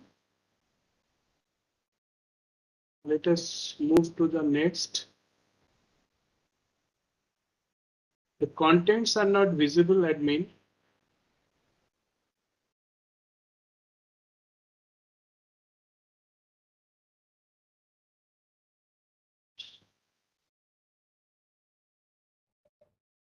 Is it visible now? So next, no. It is showing admin IMD sharing, starting to share content. Right. Yes, sir, here we could see other PCs also showing the slides. Can other It anybody? is showing. So all it is actually visible. A little bit of time may be required. yeah. Now it has come. Yeah. So next speaker is KSS Sai Sujan. Please start. Hello, am I audible? Hello? Yes.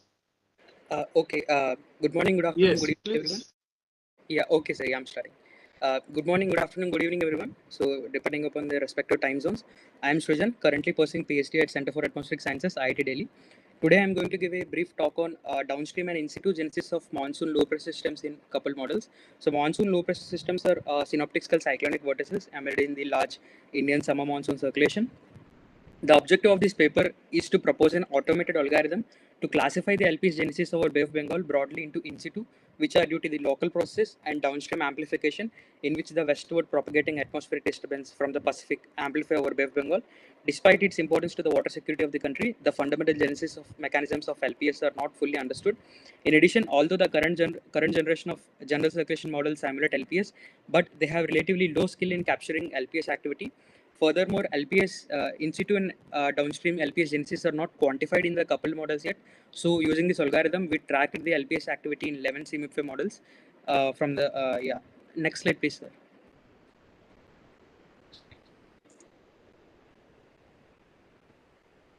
So we used daily mean sea level pressure, relative verticity, and winds at 850 hectopascals, and potential verticity and temperature at 500 hectopascals from the ERI Regionality dataset and 11 CMFA models.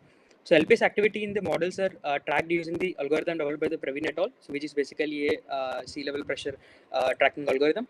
The LPS are broadly classified into in situ and downstream based on the propagation of relative verticity anomaly from the Pacific by defining a criteria and thresholds. This algorithm is the automation of manual classification. Hello? Hello? Next week.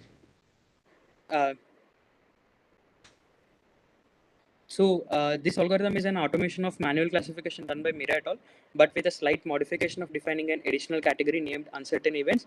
The uncertain events are LPS genesis where both the in situ and downstream LPS genesis mechanisms are present.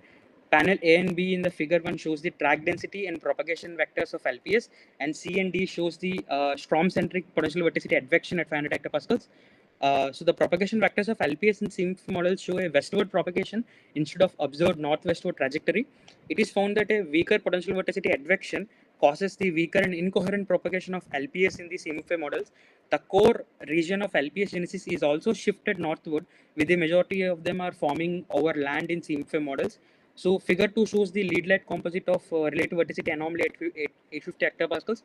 We can clearly observe the difference in the signals in different genesis mechanisms of LPS.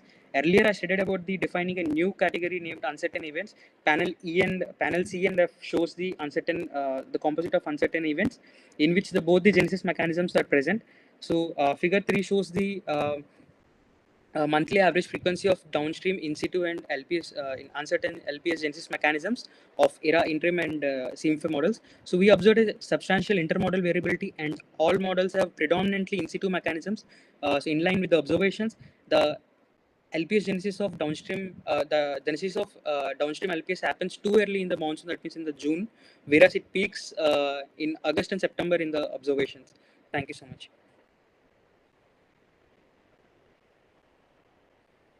Okay. So if there are quick questions,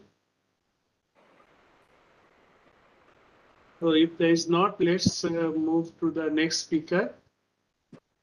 List is showing me R.P. Menon.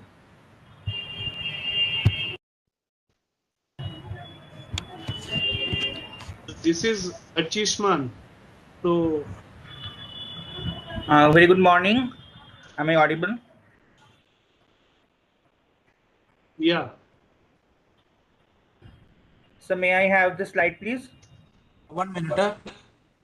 1 minute.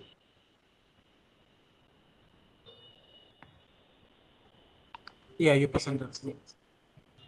Thank you.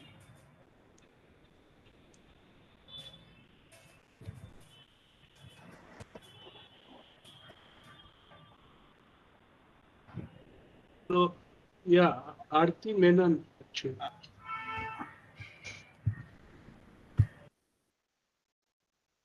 Hi, thank you, Rajiv. Good morning, all. I am Arati Menon from the UK Met Office. I will be talking about the structure and dynamics of a case study monsoon depression in high resolution numerical simulations of the Met Office unified model. This work is done with Ambrosio Volante, Andy Turner, and Kieran Hunt. So in this study, we try to understand the detailed evolution of a case study monsoon depression and its interactions with the surrounding air masses using high resolution simulations of the Met Office unified model. So in this study, we mainly analyzed two dynamical processes that could affect the evolution of the monsoon depression. One is the role of mesoscale convective systems and their interactions with the monsoon depression. And the second one is the interaction of the dry air intrusions with the monsoon depression. Next slide, please. Yeah. So for this study, we are looking at a monsoon depression that formed in July 2016. We are mainly interested in this specific case because during this period, we had an intensive observing period in India as a part of the Encompass project. So we have some flight measurements and ground station measurements of this specific monsoon depression.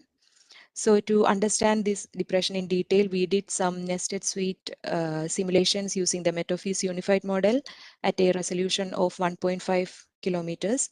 The simulation was done for a period of 1st to 10th July 2016. That was the period of that depression. So we mainly looked at two mechanisms. So if you look at the figure on the left, that shows the rainfall and 10-meter winds on 3rd July 2016. So that was during the initial stage of the monsoon depression. We can see that here the red diamond towards the right, that shows the center of the monsoon depression, and one of the MCSs is marked on the towards the west. So during the initial stages of the monsoon depression, where the monsoon depression air was interacting with the other air masses from the boundary, there were lots of mesoscale convective systems which formed towards the west of the depression. And we did some Lagrangian trajectory analysis, and we found that the high PV, high theta E air from this monsoon depression, from the mesoscale convective systems were feeding into the monsoon depression during the initial stages. The figure on the right shows the rainfall and winds on 6th July 2016. That was during a later stage of the monsoon depression. And the taphogram shown on the right is from a location which is shown by that red star in that second map. So we can see that at around like 900 hectopascal, 500 hectopascal, etc., there are dry air intrusions in this region. So again, we did some Lagrangian trajectory analysis, and we found that these dry air intrusions at different levels are interacting with the monsoon depression, bringing in low theta E, low PV air into the depression, and that can help in the dissipation of the depression. In the interest of time, I'm not showing the Lagrangian trajectory analysis and all here, but if you are interested in this, please visit the poster. Thank you. Thank you, Aarti. So if there is any quick question, so please visit the poster if you are interested. So we are moving to the next speaker, Achishman Bara. Very good afternoon to all of you. First of all, I would like to thank to giving me the opportunity to present via this platform. Today, I am going to present on the topic characteristics of monsoon rainfall in last 4 decades over an urban area of the Gangetic Plain.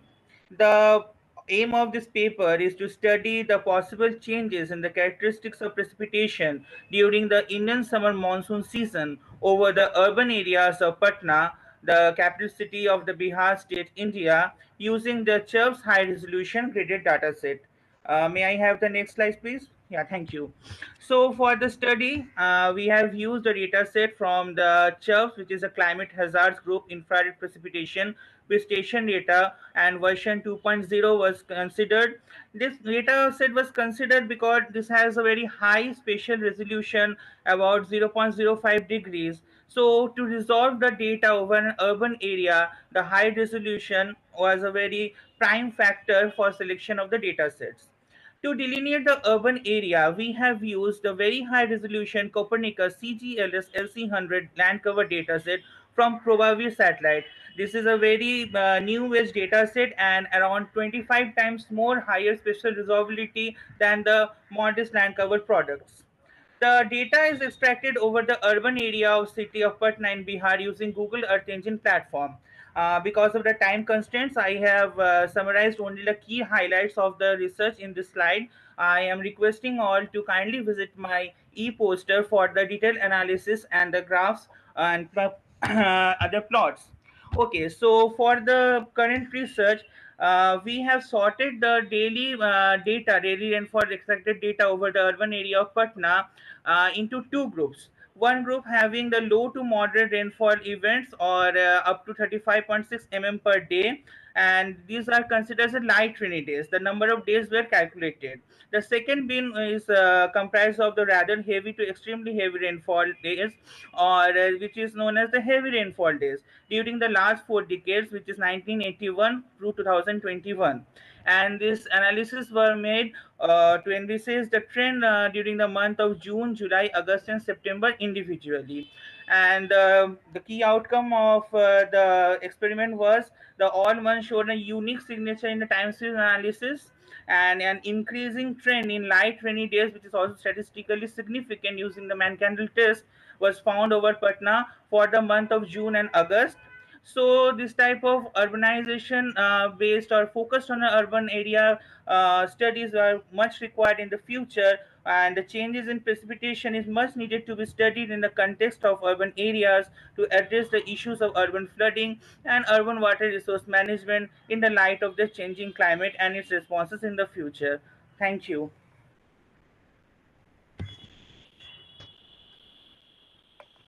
Thank you. So if there is some time for some question, if there is some question.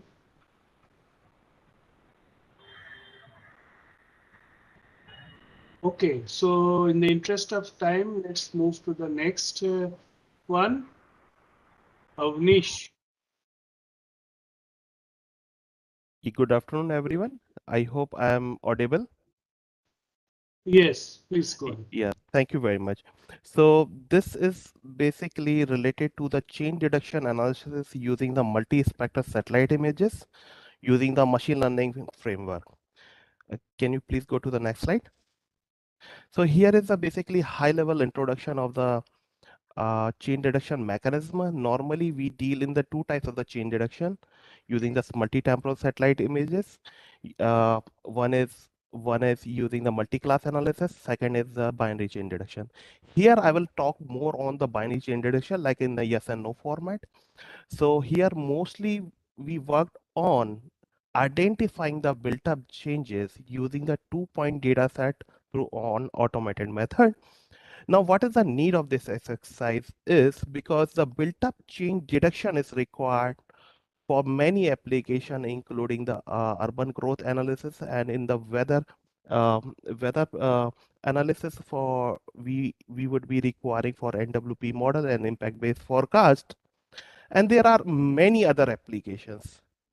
Now, how to delineate these changes, because the time point creates a maximum problem for identifying the changes if we go with the one algorithm.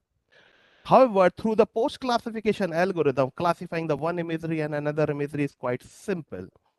So we have developed one framework which not only generate the data automatically, but also save a lot of time for the manual cleaning, identifying the outputs through our manual efforts.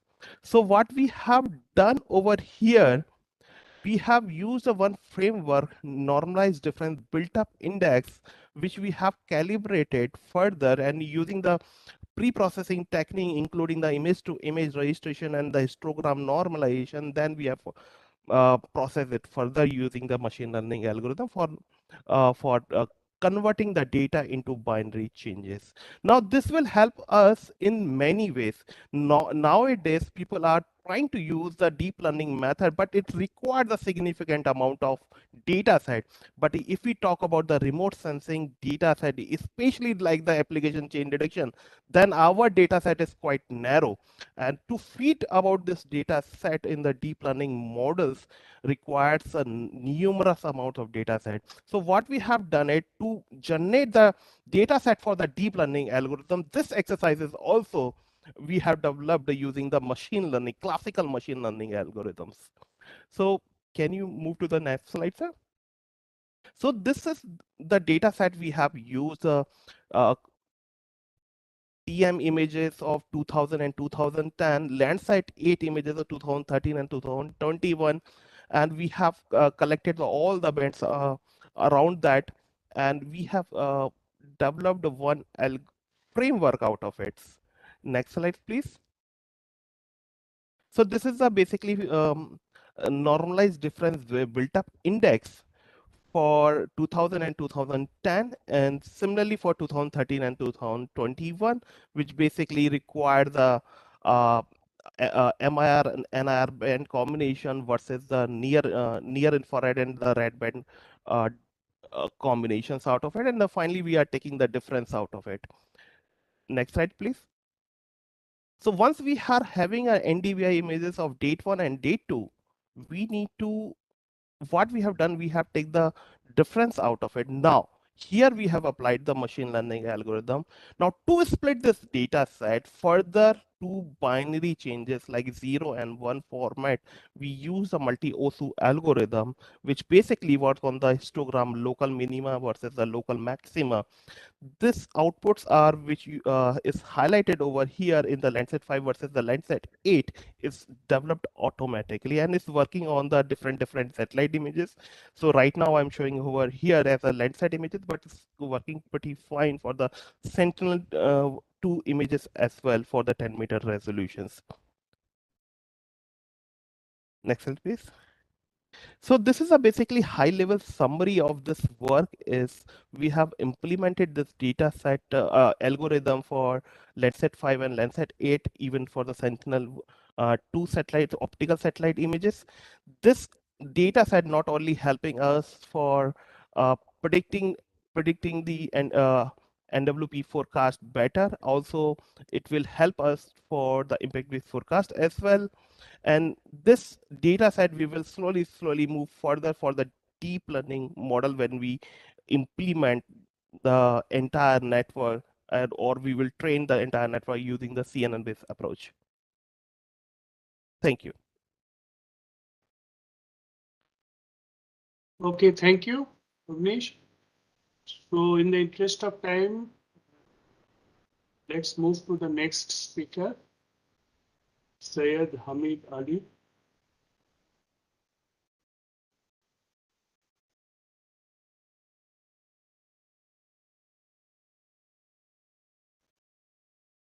Are you there?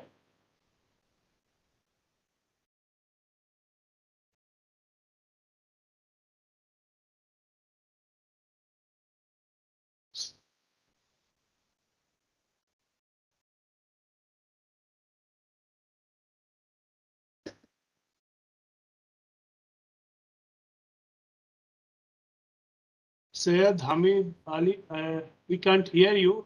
If you are here, please start your presentation.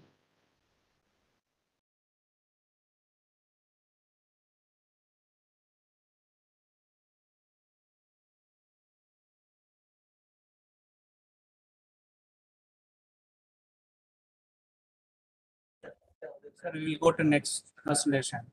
If it's Okay. available, then we will move to the last. Yeah, let's move to the next one then. Gokul Vishwanathan.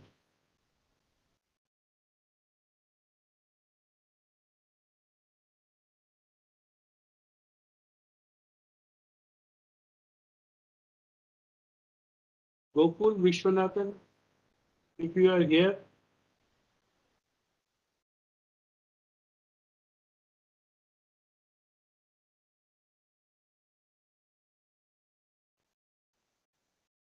Am I audible, sir? Yeah, now you're audible. Okay. Sorry, sir. Can we go to the next?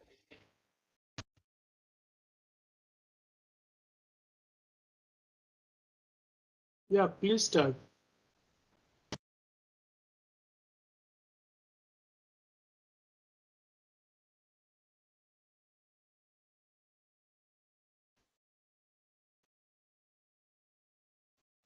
I can't hear.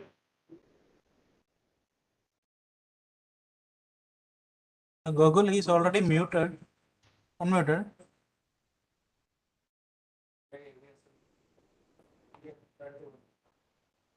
We can't hear you, Google.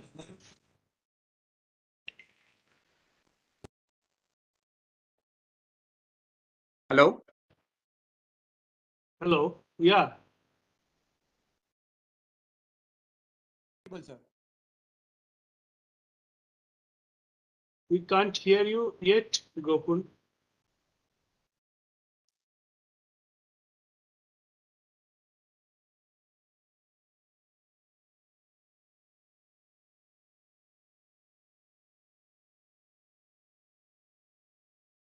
Sir, I think we can go to the next presentation and we can come back to Google later. Hello.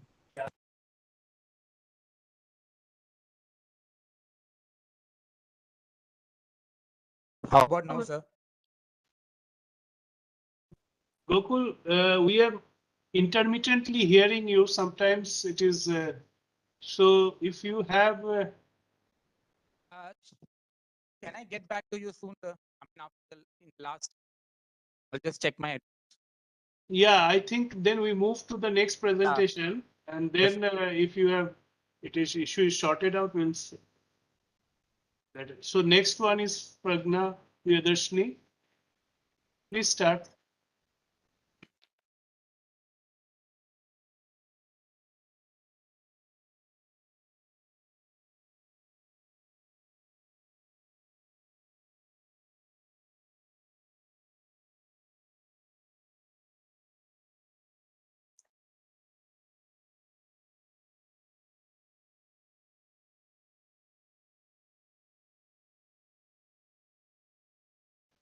I can't hear, so.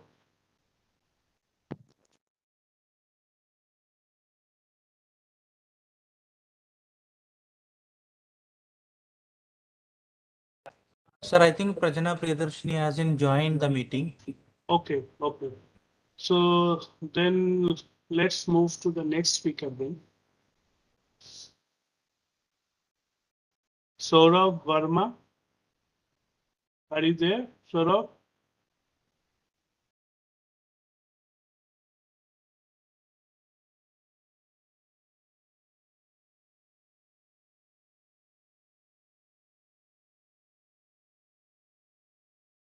Saurabh?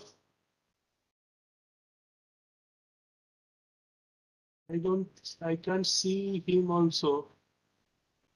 Yes, so then we can go move to the next one. So next is Somendu De.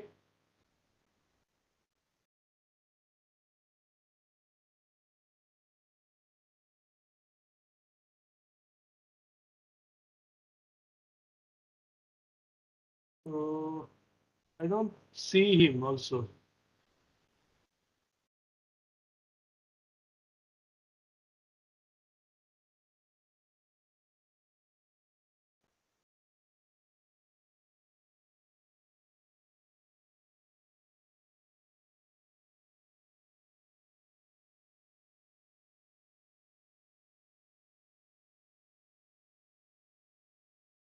Is Somendu there?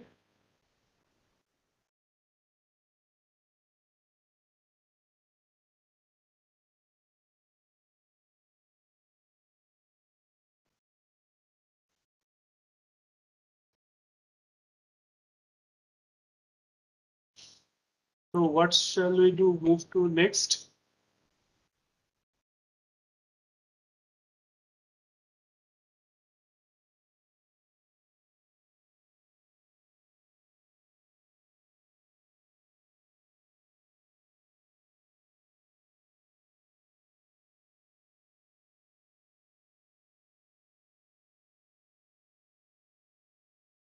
Mr. Usnanshu Datta, are you here?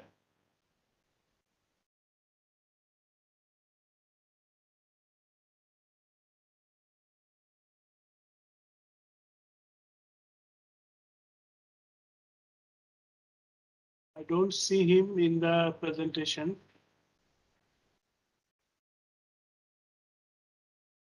So, Mr. Gokul, if you want to present, yeah. So please share Mr. Gokul's presentation. Sir, meanwhile, we can go to Hashmi Fatima's presentation. Dr. Hashmi Fatima from NCMRW. Good morning, everyone. Shall I share my screen? Okay.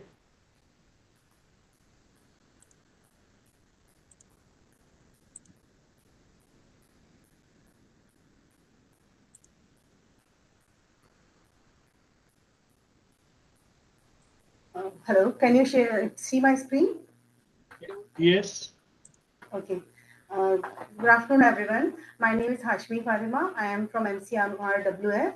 So today I'm going to present about the land surface variability during summer monsoon period. So here I have assessed the soil moisture during monsoon 2020 and compared with the IMDA reanalysis data.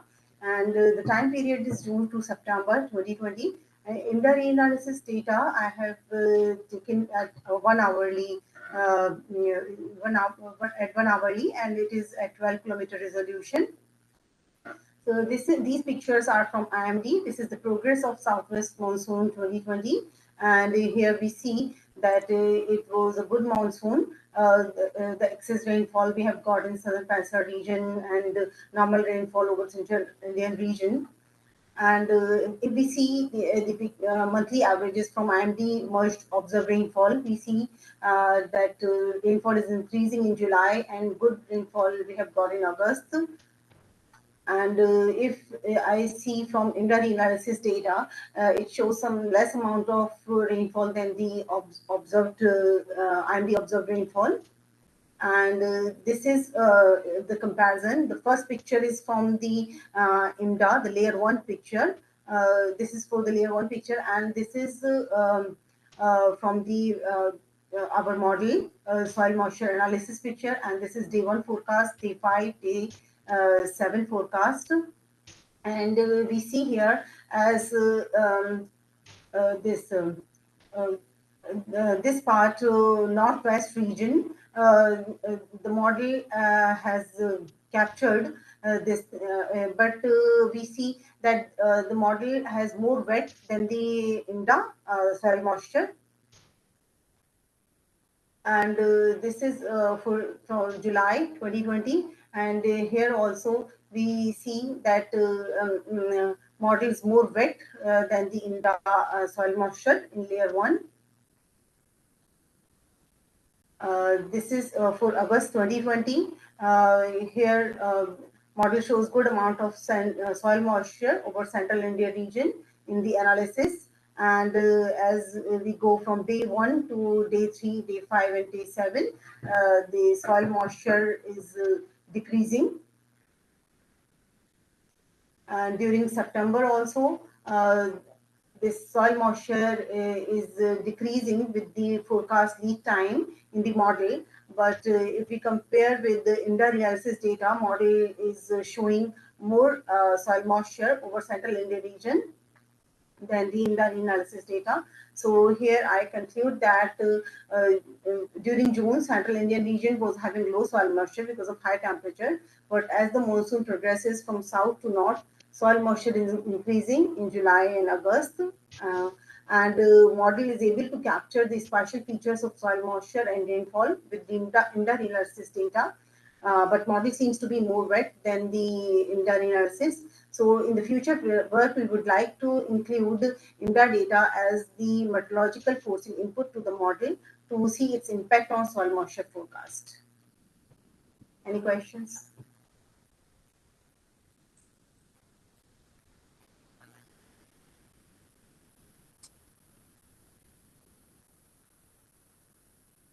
Okay, so if there is no more question, then one quick question just. Yeah, please. Acha, Hasmin, this the IMDA rainfall analysis and what other that merge rainfall analysis, how it is different? Is it miss? Okay, did you get the question? Yes, sir. Yeah, that was IMDA analysis, and also you answered you are doing the merge reanalysis rainfall data, na? Yes. So how it is different? Have to compare or whether it is same? No, we have to compare like winds and other factors also. The turbulent heat fluxes also. Then we could say anything about this. Okay. Okay, bye. Okay, thank you.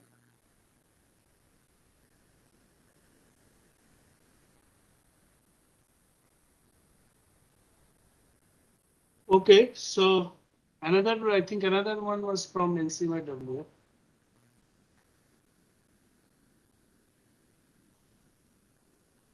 Yeah. Yes, sir. Please Can I start, sir?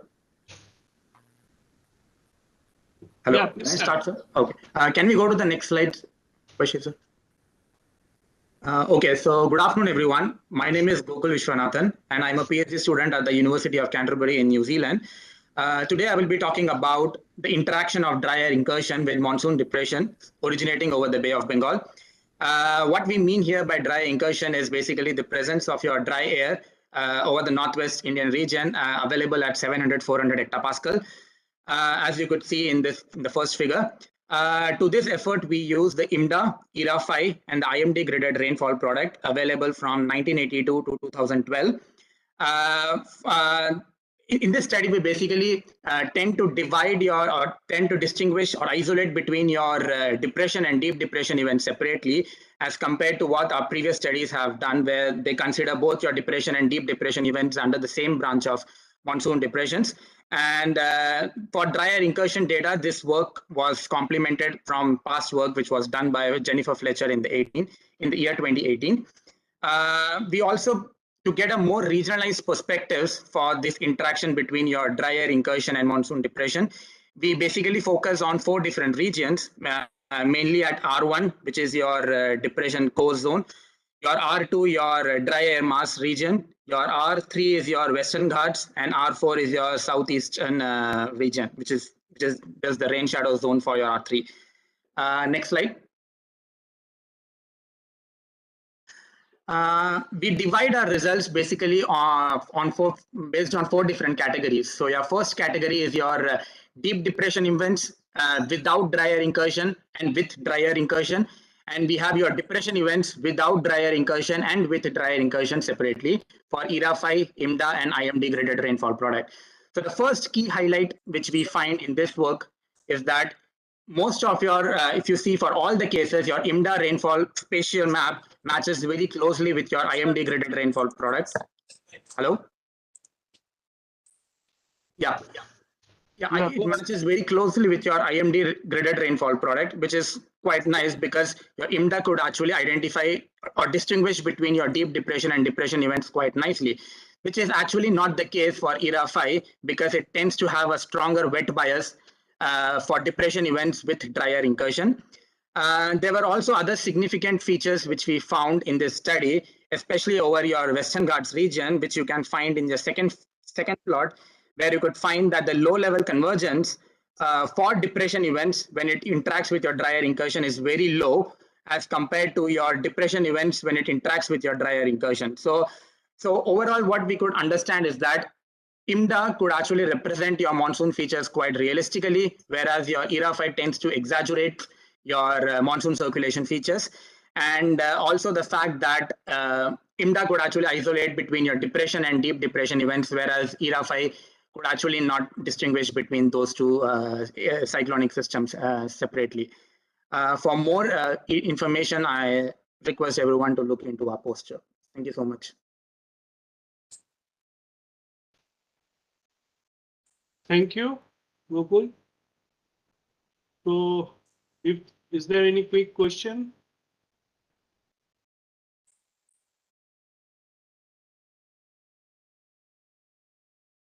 So, if not, then May I, if anyone I have missed in the list, because there are many other names also, if anyone is present here. Yes, sir. Please share the details, like what are the variables you want, the specific domain or entity. So if there are no additional presentations here,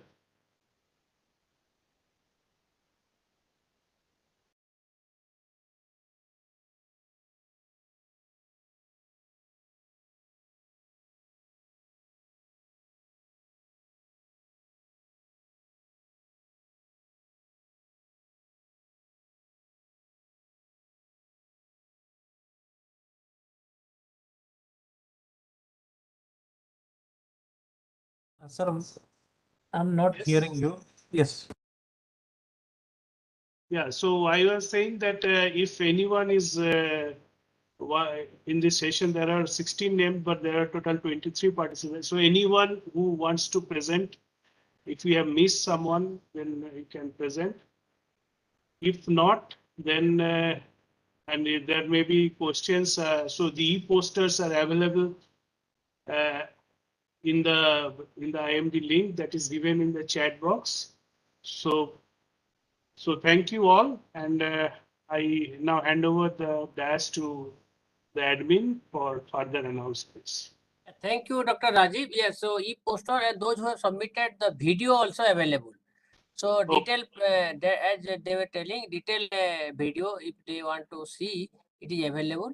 So that will be there, so people can visit and see. I think this nicely maintain the time also. So our time was just about 1 hour 15 minutes, and this is good. So everybody has got opportunity to explain the main result. Our detail can be seen from poster and also through personal correspondence. Thank you very much. With this, we conclude our the forenoon session, local forenoon session of today. And again, we have evening invited and parallel sessions. So see you till that time. So at that is 6 p.m. and that is 12:30 UTC. Thank you very much.